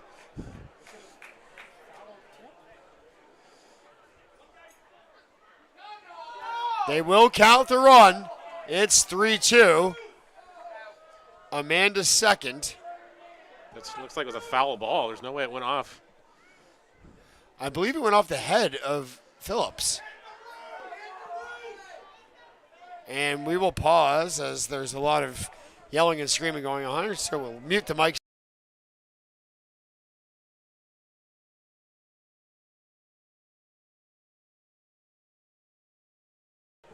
No, it hit Phillips' helmet. It hit Phillips' helmet, as Neil Srivastava just mentioned, and then went off the roof of Hastings Stadium. So, again, our baseball extraordinaire Neil says that would automatically be a foul ball. But when it goes off the umpire is in play. Yep. So, to me, that makes the umpire is in play, a la that Rugnedo Dur play back in the 2015 ALDS, if you recall. And they're having a conversation about this one because they're not sure either. I don't think the base umpires are either. Pardon me, that was bat that it went off of with Odor, and he scored. And an interesting call here, but yeah. And one that you don't have to come across every day. We're just trying to be diplomatic with. They should have if anything, he should have got the base. Allows us to stop at third. So they had a runner. Not sure if they're going to.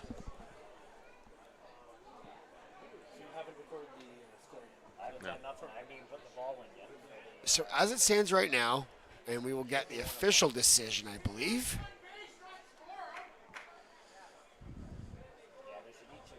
Dino Ramel not going to just let this one slide so easily. As the lights of Hastings Stadium shine ever so bright on yet another perfect night for baseball here. And as we touched on just a little bit earlier, the heat of the summer seems to have run away on us this week. And when the sun drops, it gets a little bit chilly, but not quite yet. And with all these bodies here at Hastings Stadium and the passion from these fans, no chance it's going to get cold in here anytime soon.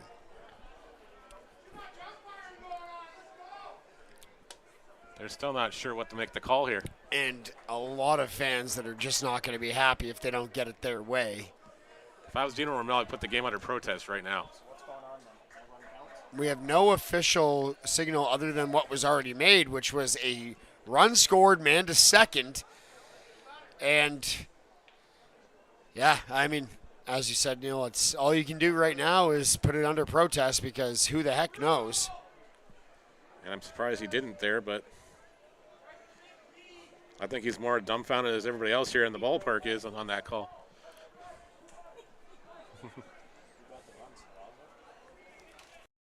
Srivastava scores on will unfortunately have to go off as a pass ball because it went off the glove of Keys, off the helmet of the umpire, and off the roof. Yeah, and again, I'm just being diplomatic. To me, that it went off of Keys, correct, and then off of Phillips. Yeah, because he clearly knocked his helmet off.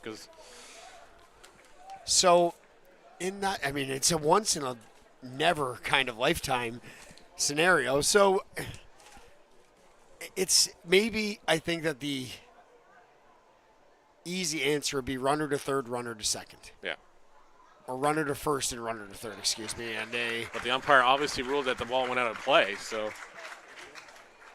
And again, it's a lot easier for us to make those calls from up here and with time to kind of discuss them and think about what would make sense. But in real time, Dave Phillips doesn't get that opportunity. Claudio Custodio, man at second. 2 gone, count full. Mara at the plate. Mara slices one foul down the right field line to stay alive. It is 3-2 Toronto after Salazzo's run does count. And Dave Phillips is likely going to try to get out of here as quickly as possible now. And still hearing it from not just 1, 2, or a handful of fans, many of them. Mara to center field. Pompey makes the catch for out number 3 to hold the damage to just 1. Maple Leafs now lead halfway through 5 innings. It's 3-2. We're off to the home half of inning.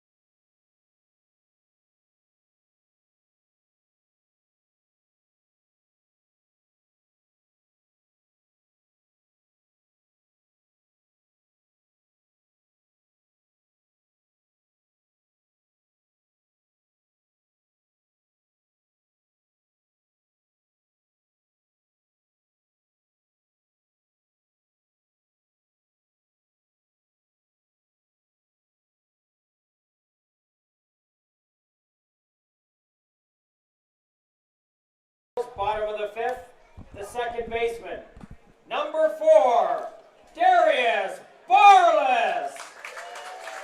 So after a bit of a head scratcher, and I mean, you might have to look at rule number 9022 in subsection 12, the Maple Leafs get the go-ahead run on a pass ball that I couldn't even begin on how to explain how to score it, but it's 9-1-2. Barless, Pompey, Morrow due up for the Royals here to try to erase that go-ahead run from the Maple Leafs half an inning ago.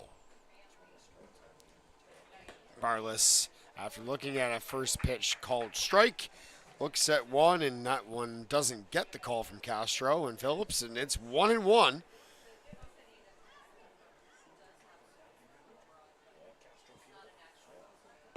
That one's in there for a strike.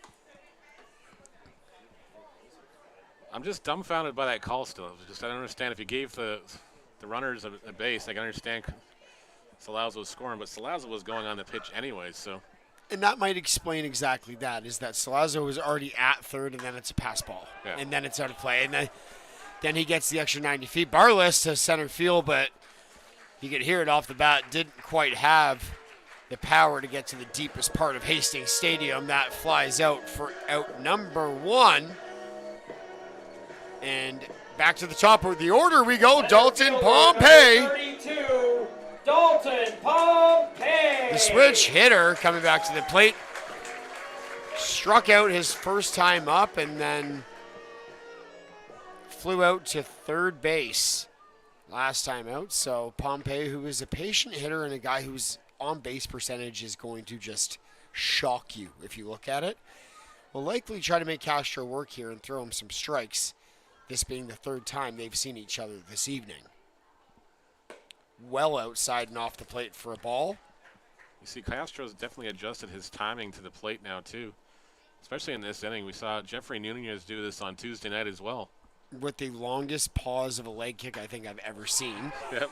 Pompey swings at that one, but didn't like it. But thankfully, out of play, and Dalton is still alive. It's 1-1. And one very, very humorous fan just suggested that David Phillips sends Pompey home after it goes out of play. And yet again, let's be fair. We are not quite sure as to what unfolded, and no one truthfully really knows the exact ruling on that one. No, so it's not like we have the umpires mic'd up. There's no video review. There's no somebody in New York waiting at the replay office to call that one back for us either.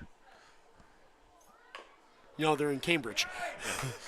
Pompey bunts that one, but it just rolls foul. It's 1-2, and no, and that's the thing, is that you look at it and say, okay, what were you doing with that call? He doesn't have those amenities at his disposal to make sure that it's right, and that's what baseball's kind of evolved into, is that reviews and robotic umpires and the yes, minors at some places, and phone calls and 15 minutes to kill.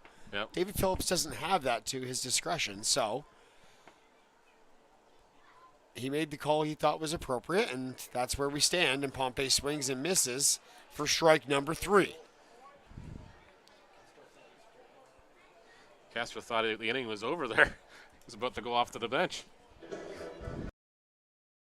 Number 2, Connor Morrow. So after Barless and Pompey were unable to solve Castro here, Connor Morrow is what represents currently Guelph's last hope here at the bottom of the 5th, and Castro well outside. A guy like Morrow's not going to chase that. It's 1-0. Seems like every time Castro gives us a first pitch hit to that batter, he changes where he puts the next pitch to him in the next sequence. Connor Morrow's bread and butter is these middle innings where he just finds a way to change the game. That one a called strike, and not sure if that was just a good frame job or if I caught the corner maybe on the way out. Who knows? Maybe. Or I wasn't looking in the right direction. 1-1 coming from Castro. Down the middle, maybe low. It is a ball. I think Mara didn't like that one either. Morrow seems confused too, so umpire stumped them both. If Mara, Morrow, and someone else who shall not be named are all confused, that would make 3 of us. 2-1 coming. Morrow lays off that one. A very good pitch for Morrow to chase, but wise enough to hold the bat on his shoulder. It's 3-1. Sean Riley loosening up on deck. Maple Leafs 3, Royals 2. Castro with the count full. Waits, gives Morrow the nod and delivers. Morrow swings and misses it foul. He pulled it just a bit early on that fastball, and my, oh my, that seemed like it might have been a game-time moonshot, but it Just needs to straighten it up and wait a little bit longer with those hands. just mistimed it by a hair, and it really seemed to cut foul quickly after that. So maybe, again, someone who will not be named got a little excited a little early. Count full now, 2 gone. Castro delivers. Morrow swings to center field, flares it, and that one is into Hastings light, but caught for out number 3. And Guelph still now trails 3-2 through 5 innings against the Toronto Maple Leafs. We're on.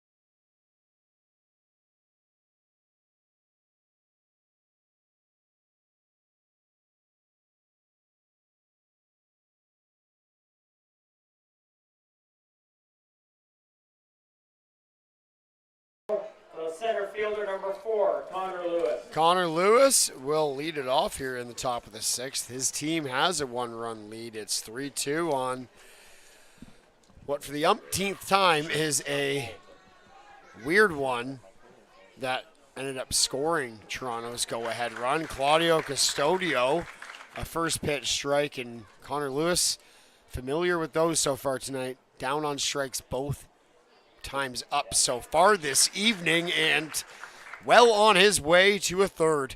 It's 0-2. Lewis, to say that he hasn't had Claudio's number would be a polite way to put it so far tonight. 0-2, Lewis already with 2 strikeouts in this game. Grounds it over to Interessano at first, and oh my, Justin. Interessano thought about making the play before he made the play, and that will be an E3. That's just an unfortunate start to this inning for Custodio here. He's looking for a clean one here. It would be the first of the night that was actually clean. And First baseman number 7, no one Damon Topley. is thinking about that more than Juicy right now. And dollars to donuts. You watch, he will make up for it very, very soon. Interessano's a team-first kind of guy, and that will not rest well with him. As Topley bunts 1-2, Interessano at first. Looks him off. Barless, over to cover. And Interessano kind of stared down Topley, said, "Come at me." And Topley pulled up, but he did advance the runner, Lewis, to second. So now it's 1 gone. Lewis at second. Second Grant baseman Tamani number doing 10, up. Grant Tamani. And Grant Tamani, as you mentioned, now at the plate, righty-righty, matchup. And we'll see if Lewis thinks about taking off. Morrow, though, very, very much deceptively right behind him. First pitch strike yet again from Claudio. So this is the 6th inning of this evening, so I think this would make it 19 innings pitched from Custodio against the Maple Leafs. And now it's 0-2 on Tamoni. Surprisingly, Connor Lewis has only got 3 stolen bases so far this season, which is... For a center fielder, you'd think that number would be... He's usually pretty good wheels, but maybe he's been battling something this year. We'll have to see as Tamani goes down on strikes. On 3 pitches, and there's 2 away. 2 gone here in the top of the 6th, and Tamani down. Greg Carrington coming back to the plate. Left fielder number 15, Greg Carrington. Carrington 1 for 2, batting .271 on the year.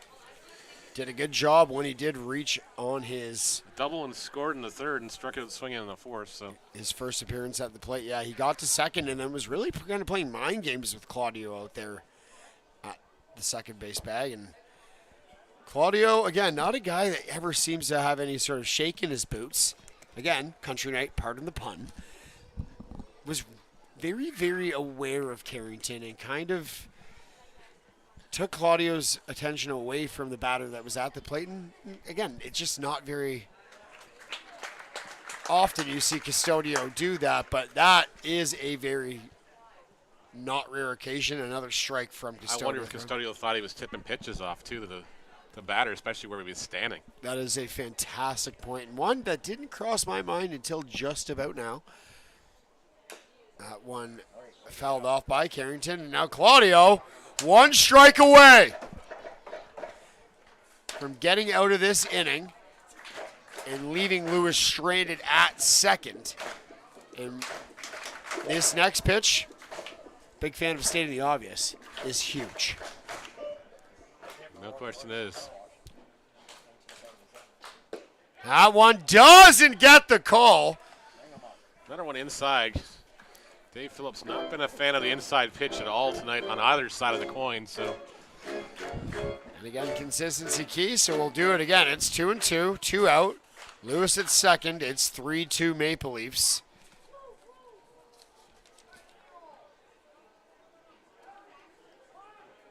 Time called.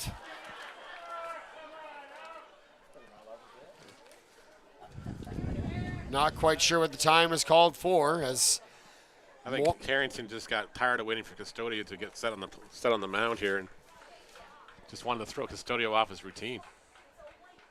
The 2-2 popped up. Keys loses the helmet underneath it. Caught! Out number 3. Brendan Keys, that one was not as easy as one would think. That one cut back behind him. Custodio had him covered, but Keys, as sure-handed as ever, comes down with it. The Maple Leafs leave a man at second. It's 3-2. We're off to the bottom of the...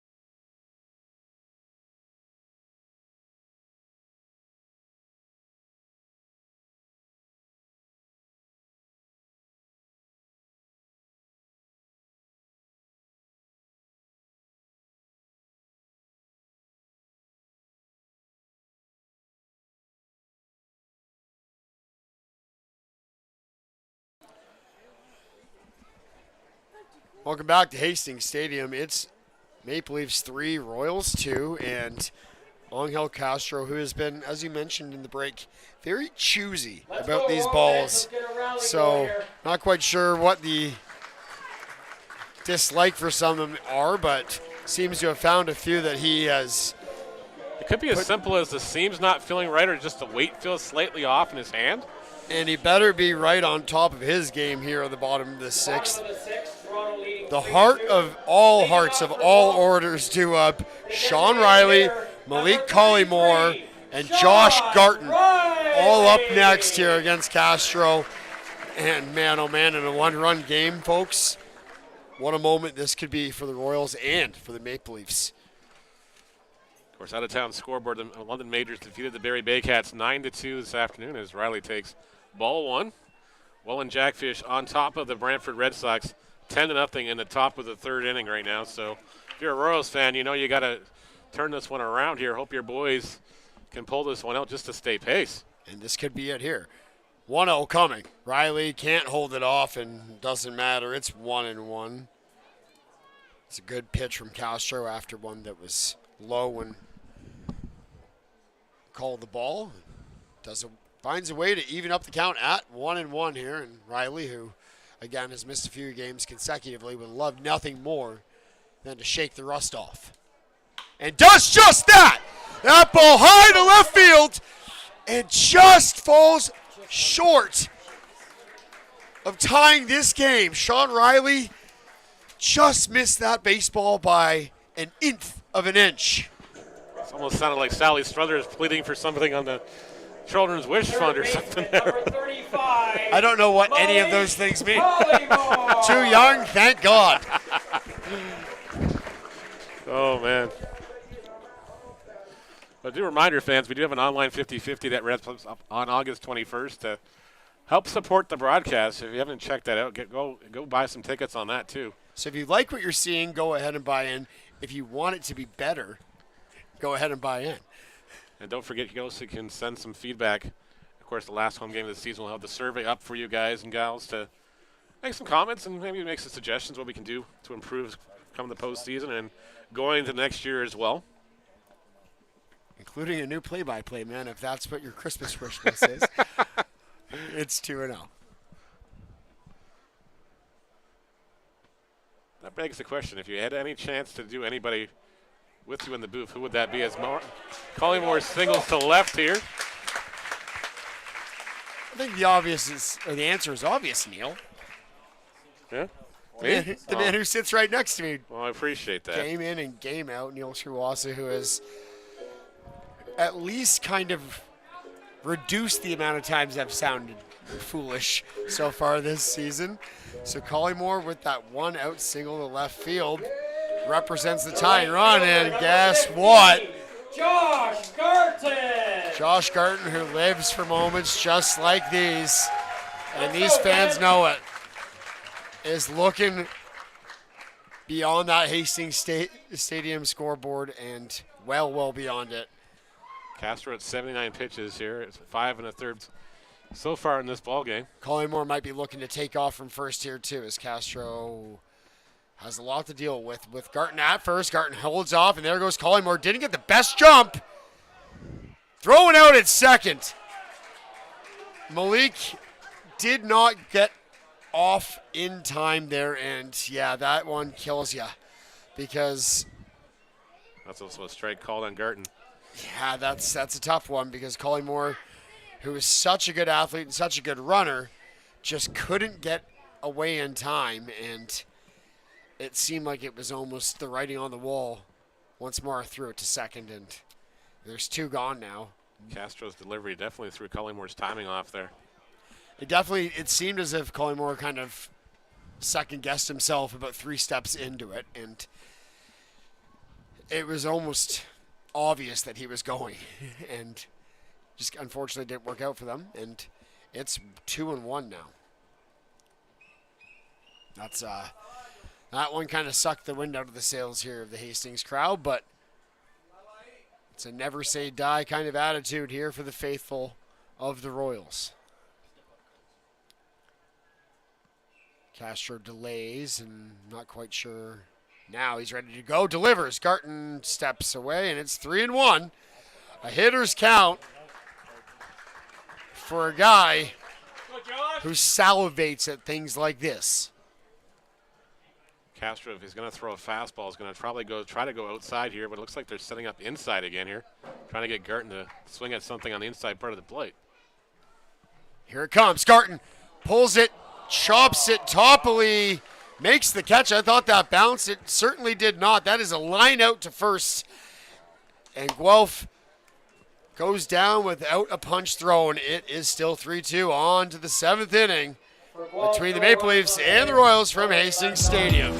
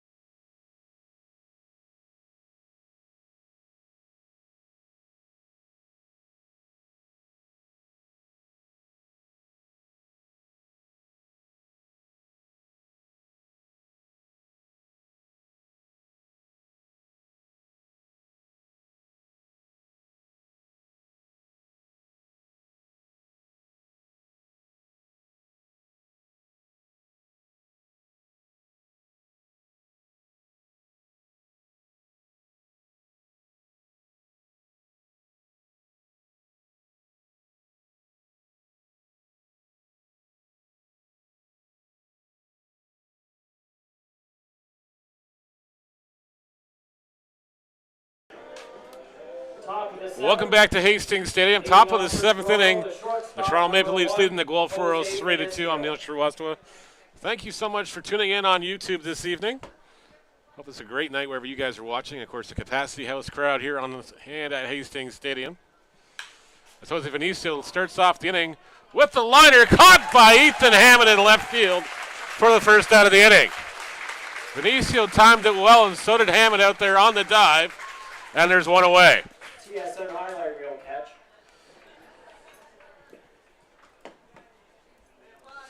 That'll bring up Justin Mara, who's 0 for 2 in the contest. He walked and got stranded at third in the first inning. Grounded out to the first baseman in the second and struck out swinging in the 5th.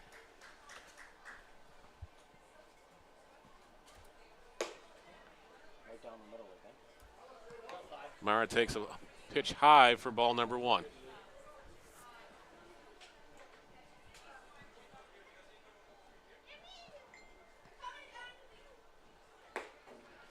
There's a strike called here to even the count at 1-1.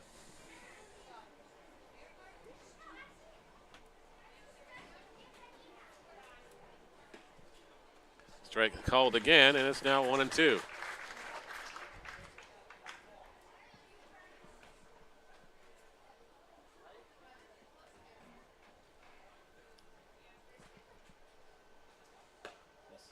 Just missed outside. It's now 2-2.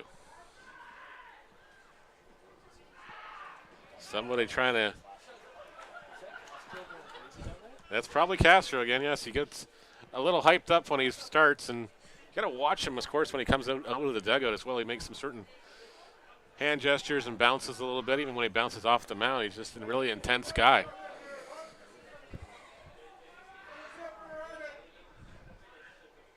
Swung on and missed. Mara goes down on strikes, and there's 2 away here in the 7th. That's the 10th strikeout of the night for Claudio Custodio, upping his season total up to 180 here. Definitely a number I never thought I'd see somebody in the Intercounty ever come close to. Number 17, John Salazzo. 2 away now here in the 7th. It's Salazzo now the batter. Salazzo 2 for 2, and he's also walked. He scored a run. He scored the go-ahead run on the controversial call in the 5th inning. And Salazzo did the right play on that one too. How the umpires tells him to stop, he kept going. Of course, it went off the glove of keys, off the helmet, and apparently off the top of the fence here, but umpire ruled it went out of play. As Salazzo swings on that one, third base umpire says that he did not go on that one. Both blew it. And the count is 1-1. Salazzo might have got away with one there. As the appeal was denied. That one's called in there for a strike, and it's now a ball and 2 strikes to Custodio.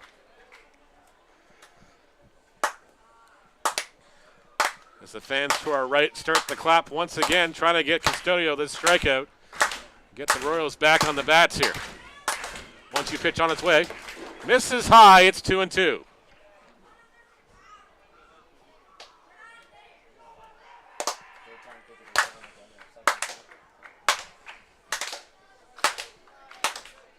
Two-two pitch on its way. Fouled away, it still stays at 2-2. Salazzo hits this Royals team very well. He's got his average up to 325 on the season.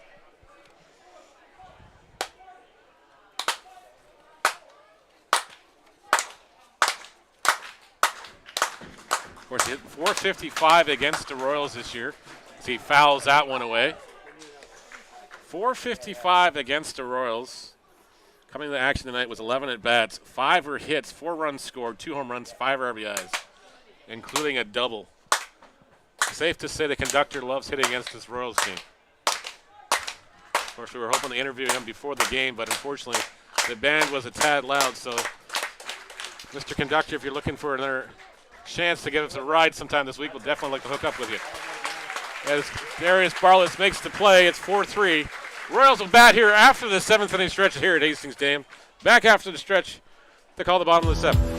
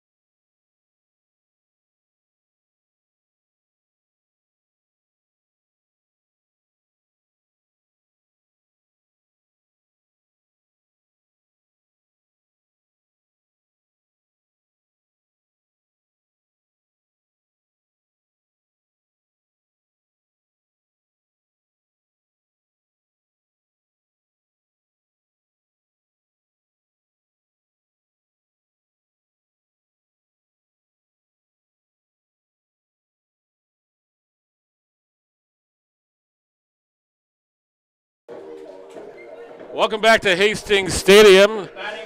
Justin and Terrasano to lead things off here in the bottom of the 7th inning for the Royals. Got a new pitcher on the hill as well. Dustin Richardson taking over for the Maple Leafs here on the hill. Of course, last time Richardson pitched in this ballpark, he left the game in the 8th inning with an apparent elbow injury. He gassed himself pitching against a fastball to Riley earlier in the count and just couldn't grip the baseball after that. As Terrasano swings and misses at the first offer from Richardson. Count is 0-1.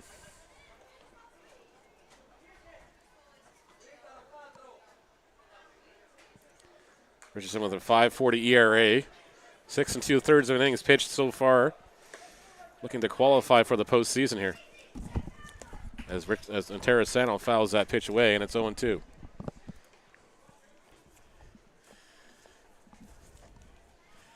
Yeah, we'll see if Terrasano can make up for that forgotten baseball a few innings ago at first base and try to tie this game. 0-2 swings and fights it off. Stays alive. And with that lefty-on-lefty matchup, Neil, it's no easy pickings for Juicy. That one went into the beer garden. We're just making sure everybody down there is okay. Looks like everybody's all right. Nobody's calling for anything. Hopefully nobody's beer got spilt either. My girlfriend, who, as mentioned, does exist, is down there. So she's not the Pokeroo after all, folks. She's a better athlete than me, so I would have more faith in her than myself down there. So Juicy stays alive here at 0-2. Fighting a lot of things off here. And again, as mentioned, after that faux pas out at first base a few innings ago, we're looking to make up for it here. Swings, and that's a good third strike pitch to get the Royals first baseman down for out number 1. We can assure the fans at home that's not a wild animal. That's just Angel Castro just cheering for his teammates down there. He's taking over the bottom corner of the dugout down there. And the role of A1 cheerleader as well. And that's the thing you like to see from a guy who's a starter, qualified for the win right now. Not like there's any runners that he's left aboard in this scenario, but still just super, super enthusiastic about the team.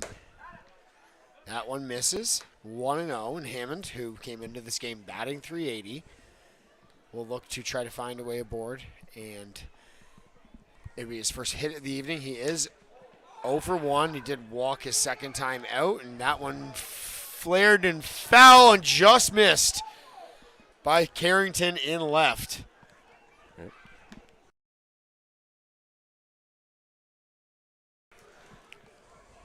Greg Carrington was maybe a step and a half away from making a fantastic play for out number 2, but Ethan Hammond, happy as ever that he was that late on it, or just late on it rather. It's 1-1 instead of out number 2. You can't tell me the Maple Leafs aren't focused on this game right now. I think both teams, and like you said earlier, it is a playoff atmosphere, and the fans know it, but both of these teams, both the Royals and the Maple Leafs, really, really know it. 2-1 coming. Hammond looks at ball 3. So that one misses low. Richardson can't believe where that was either. He asked the umpire where it was and asked Mara. Plate umpire calls it just pushes slightly away.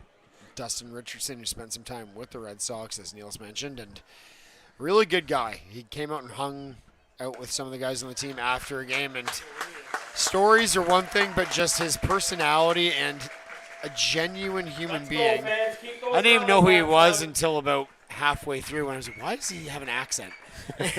Stupid me. Yet again. 23, Brendan Keys. A real good guy, and remember, it was that game where he was throwing in Sean Riley, and Richardson, again, has an issue with these balls, so maybe it's not just Angel Castro. Maybe it's just like, again, it's just these guys who are expecting to get raised seams on some of these pitches and some of these baseballs, and some of them just don't seem up to snuff right now. Like, I know Rawlings has changed their factories as far as the last couple of years, too, so who knows? Maybe we just got a bad batch. But far and away, this is the only time we've seen the pitchers deal with it like that, so maybe it is the batch, but at the same time, I don't think Claudio Custodio's had any issues with the balls. Maybe some of the balls and strikes that have been called or not called, but that's about it. Hammond at first represents the tying run. Keys slaps one to short. That is on to second for one, and what a good play by Ethan Hammond to break up that double play, sliding into second. So Keys aboard by way of fielder's choice with 2 gone, and Darius Barless has made good contact so far tonight, but Second baseman, number 4. nothing to show for it. Darius Barless. We'll be looking to find a way to get Brendan Keys at least 90 feet closer to home and find his way aboard. He'll need a base hit or find a way to get on base otherwise. Look how the right fielder is playing right now. He's playing like almost more to right center than down the line here. If Barless can hit one over Topley here, this might tie the ballgame. Yeah, very aggressive setup out in the outfield for the Maple Leafs. Barless takes it the other way here. It's right, unfortunately, at the left fielder, and that's going to do the inning over. And maybe that was the book on him. So Toronto still leads. We're through 7 innings in a game that means more than the weight of the world. Off to 8 between the Maple Leafs and the Royals from Hastings Stadium. For Guelph, no.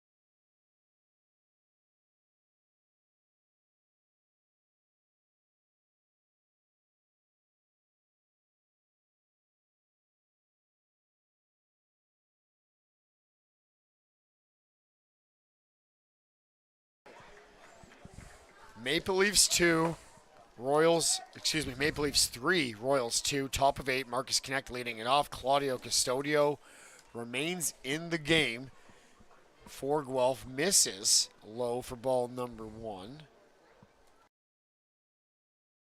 For Claudio.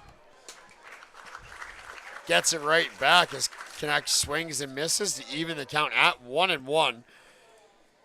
Claudio, a guy who is a workhorse, his pitch count, one would assume not quite so high compared to some of the games he's throwing in so far, but starting to show some fatigue. Is that one? 121 now, so pretty high. It's pretty high for him. And again, around playoff time, if this game wasn't so meaningful and so tight, and it's really a head-to-head matchup that is made for the ages with these two teams. And Knecht, go ahead and say it, that bat did not die a hero. Nope, it just died.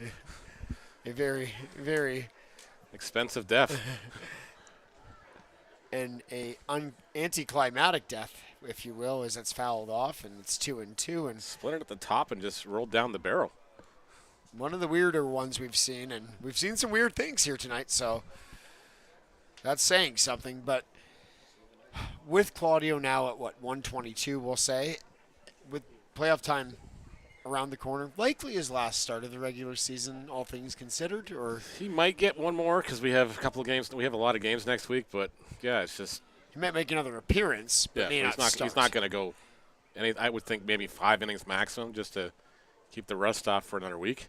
Depending on how necessary a win would be in that scenario. It's 3-2 now, and Like we've got Hamilton tomorrow, so he's not going to pitch. He's not going to pitch Wednesday against Brantford. He might get the start in London against the Majors. and you would think that Hamilton Brantford, Claudio gets him swinging out number 1. You'd think with Hamilton and Brantford up next that as much as Claudio wants to get in and get at bats and play in the outfield and do whatever and be a part of it on the field, you'd think that after tonight especially that maybe he takes Tomorrow off for sure, but and stays home altogether. And yep. I mean, it's really ultimately up to him and Dino, but that one, Mara chops to Barless, over to Interessano, out number 2. Yeah, Dan Mara is definitely not running at full speed there. You can just kind of see he it- let up a little bit as he went down the line further. That was a long way, and we apologize we didn't have the wide shot up for that play, but Darius Barless had to cover some ground there. And it wasn't an easy catch to make or play to make, and then kind of running away-ish from first base, had to throw kind of off his back foot to Interessano. And on a normal day, Mara would have legged that out, I would say, with ease, but it is out number 2 by the time it's said and done. Claudio, another first pitch strike on Lewis. It's 0-1. You can hear Neil snickering, and that's because we just accidentally held hands. Oh, one of us was accidentally, the other was me. Morrow short to Interessano. That's 3 up, 3 down. Get this man some runs, people. Exactly. Claudio Custodio doing everything he can and then some. Maple Leafs 3, Royals 2, off to the bottom half of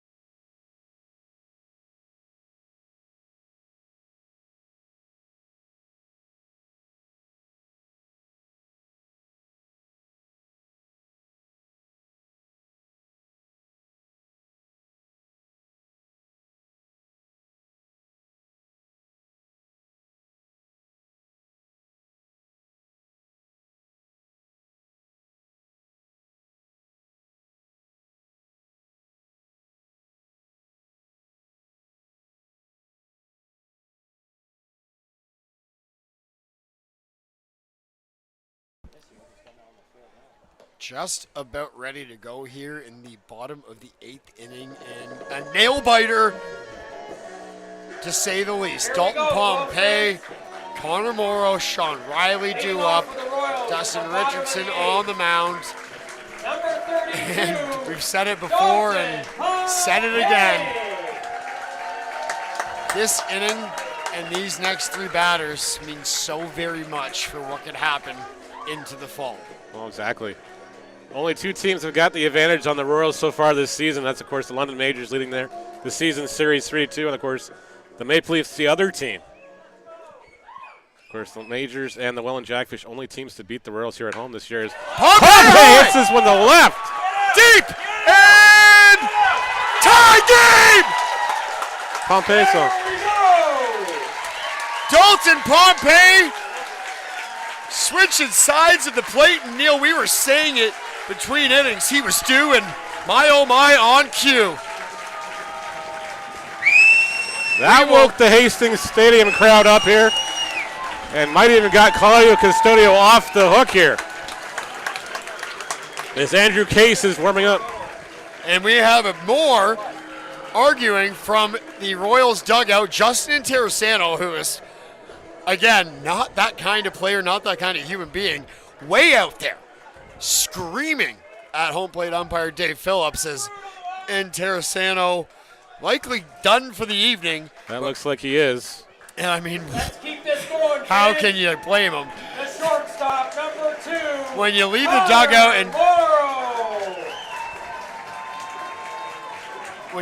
dugout and chase down an umpire, I'm pretty sure that's grounds for Yeah, it usually is. likely not allowed to come back. I hope there's not supplementary discipline after that either. So Not quite sure what set Juicy off because, again, he's not that kind of guy.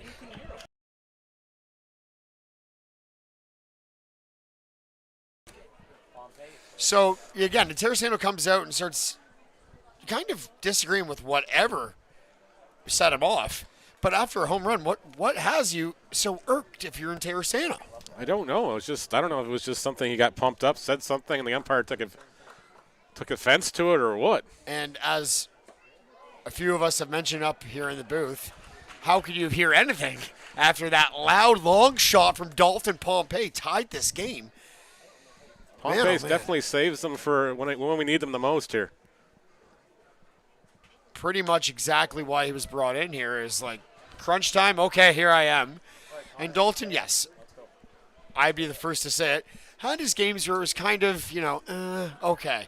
But lately, tonight, he had a strikeout to lead off and then flew out or popped up to third and then struck out again. So it was like, okay, but we know well enough now that Dalton Pompey is not going to stay quiet for long. And man, oh man, did he keep his streak alive and keep us believing that and bring this Hastings Stadium crowd alive to their feet and tie this ball game as Connor Morrow gets a round of applause, looking to emulate exactly what Pompey just did.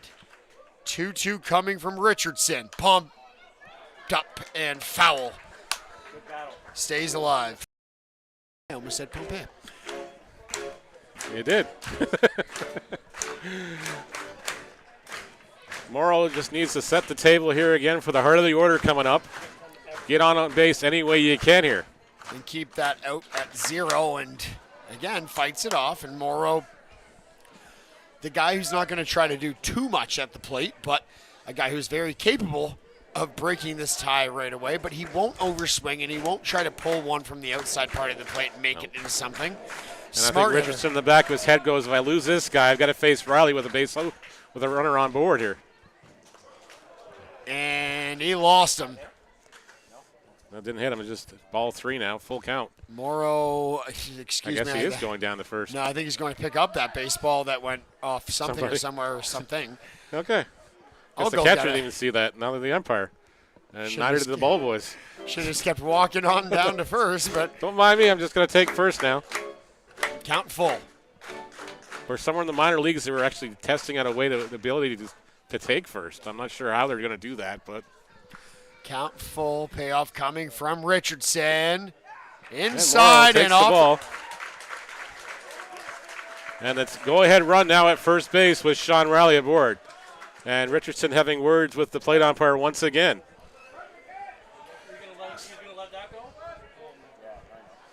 Of course, Dustin Richardson, no stranger to being dry in the ire of the umpires. Of course, I was fortunate last weekend to be at Labatt Park when the Maple Leafs were in facing the Labatt, the majors anyways. As Richardson, not happy out there, has some choice words between himself and his imaginary friend out there. I can't repeat what he said, and thankfully they can't lip read from the wide shot. Riley at the plate, no one gone. Morrow at first, tie game. And Sean Riley wears the first pitch he sees off of the bottom of his leadoff foot, and now all of a sudden there's 2 aboard, no one gone. And that's going to prompt the mound visit here for sure. Remember, Richardson did have that nagging injury of his throwing arm earlier in the season. He actually left the game after he faced Sean Riley the last time here, and we were mentioning that between innings that just doesn't seem to have the same zip or the same command. No, I think it's just he might even just have the self-confidence right now. He's like, I'm worried if I bring it that hard again, it's going to go and that's going to be it.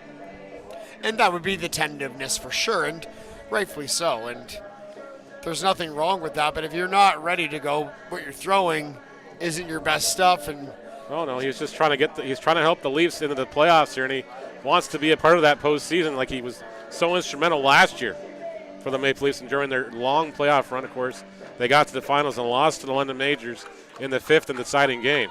interestingly enough, during that conference on the mound, Connor Morrow comes from second base, meets up with Malik Collymore, who is now loosening up to step into the batter's box rather, and Dino Ramel was there as well.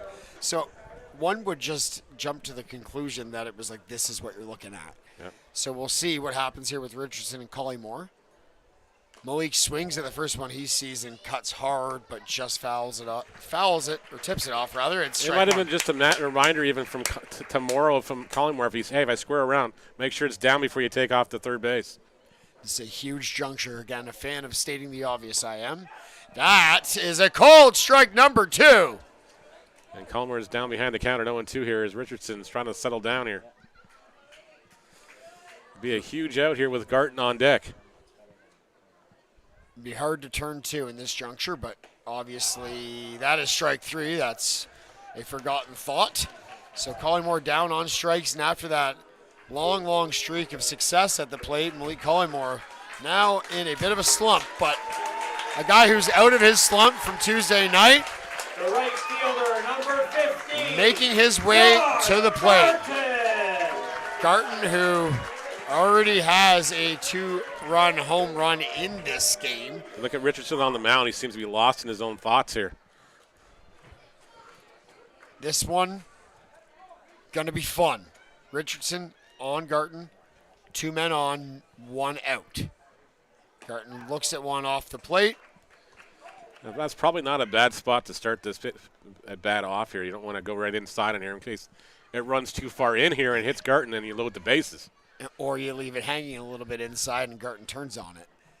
That one misses as well. And again, like you said, Richardson, who seemed to be lost in his own thoughts, very, very tentative and not giving Garton anything to hit, but also not giving anyone a strike. 2-0 coming from Richardson. Morrow bluffed his way to third, and that's a called strike somewhere. My goodness, where? The Boo Bird's out in full effect here. That one is unacceptable. It should be 3-0. Garton will just shake his head, collect his thoughts, and go back to the box here. Kyle Cush getting loose on deck as Justin Interasano has been removed from the lineup here as Garton hits this one foul off the end of the bat to make the count 2-2.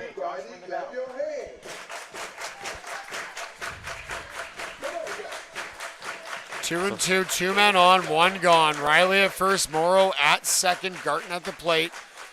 Cush the replacement for Terracino up next. Tie game. Garton pops one up and gets underneath it and kind of hangs around.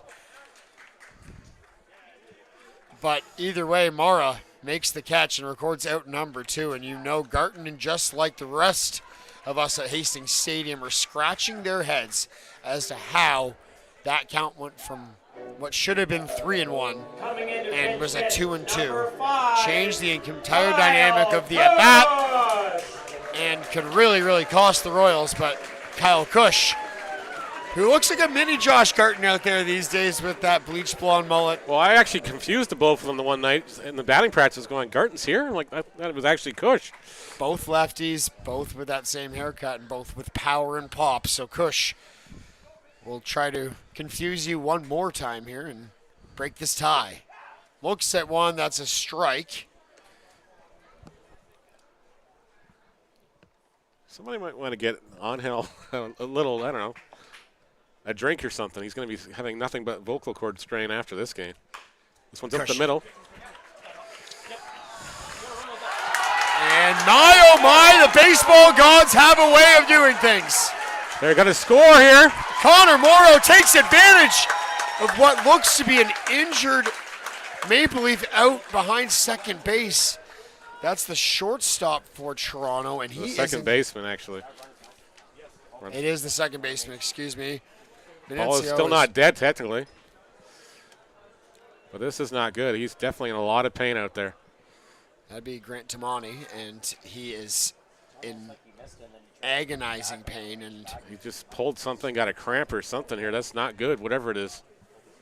A cramp would be a very, very good outcome to this because he looks like he is in a serious amount of discomfort. As we will take a quick break as he gets tended to. The Royals lead 4-3 here with 2 gone in the.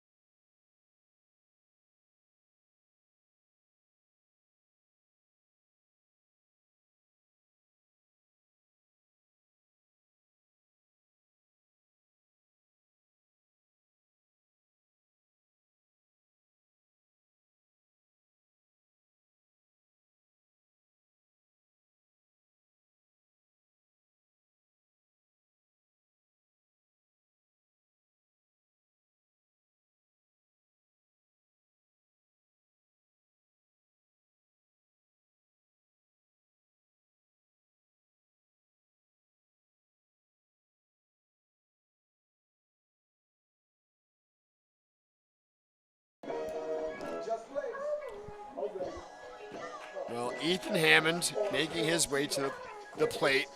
2 gone. Fielder, number 28, And a Ethan scary Hammond. moment as we went to break, as the Maple Leafs were all out on the field trying to take care of their fallen soldier.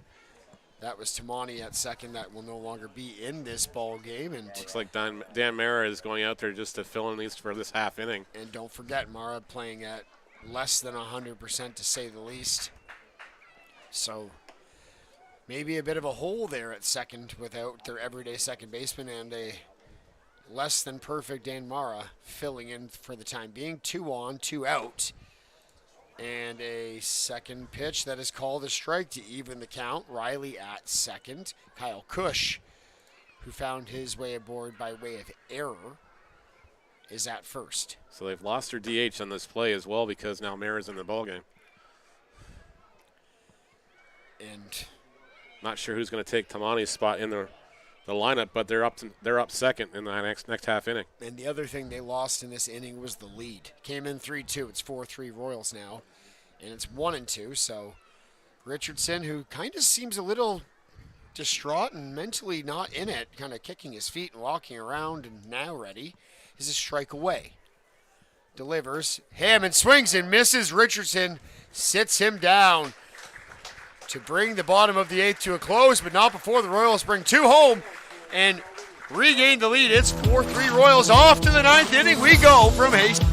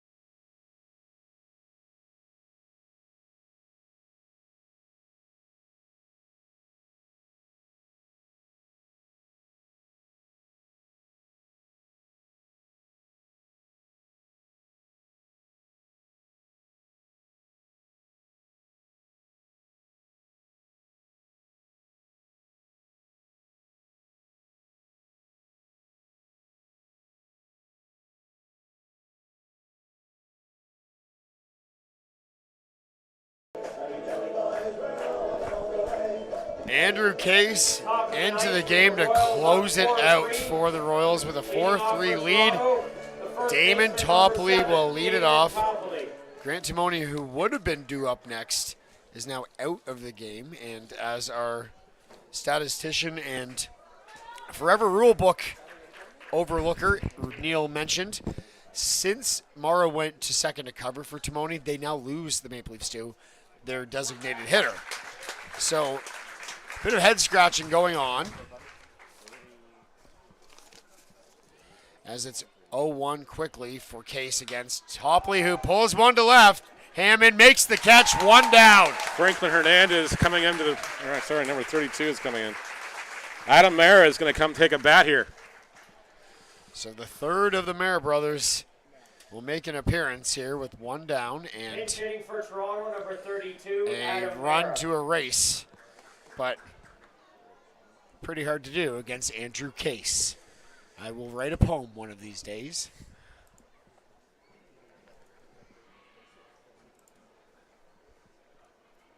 Andrew Mara, the first time he's seen Case here this season and probably in forever. Mara's first at bat of the season, actually. So the first time he's seen anyone, and Case gives him a free miss. It's 1-0. And of course, with a situation like this, you kind of look down at your bench and go, okay, who's actually swung a bat recently? Who's capable of swinging a bat in this situation? Case doesn't get the call on that one. It's 2-0, and for a guy who hasn't swung a bat in a real game this season, Case is kind of dancing around him. 2-0 coming from Case. Swung on and way late on it. It's 2-1. Case with the Out East song by the Fables. Got the crowd going. That one called strike two. As lively as this group here at Hastings has been, that walk-up song for Case that he actually came all the way up here on Tuesday night to ask for. Yep. Was spot on. He swings and misses, and Case all over it. 2 down. Going to bring up Greg Carrington now, who's 1 for 3 in the contest. Doubled in the 3rd inning and scored a run. Swickout swinging in the 4th and popped out to the catcher in the 6th, representing the Maple Leafs' last chance in this ballgame. Dangerous runner, Carrington, and the left fielder was tapping his toes out there at second base when he did reach that time, and now Case will look to make sure he doesn't get anywhere further away than home plate. That one off the glove of Keys and out of the zone. It's 1-0. Of course, London, look at the out-of-town scoreboard. Of course, the London Majors won earlier this afternoon, early evening, 9-2 over the Barrie Baycats, even though the game is not finalized in point streak. So if anybody's watching from the Barrie area, you might want to tell your scorekeeper he needs to go finalize the game. Popped up to left, Hammond underneath it. Ball game! Andrew Case 3 up, 3 down.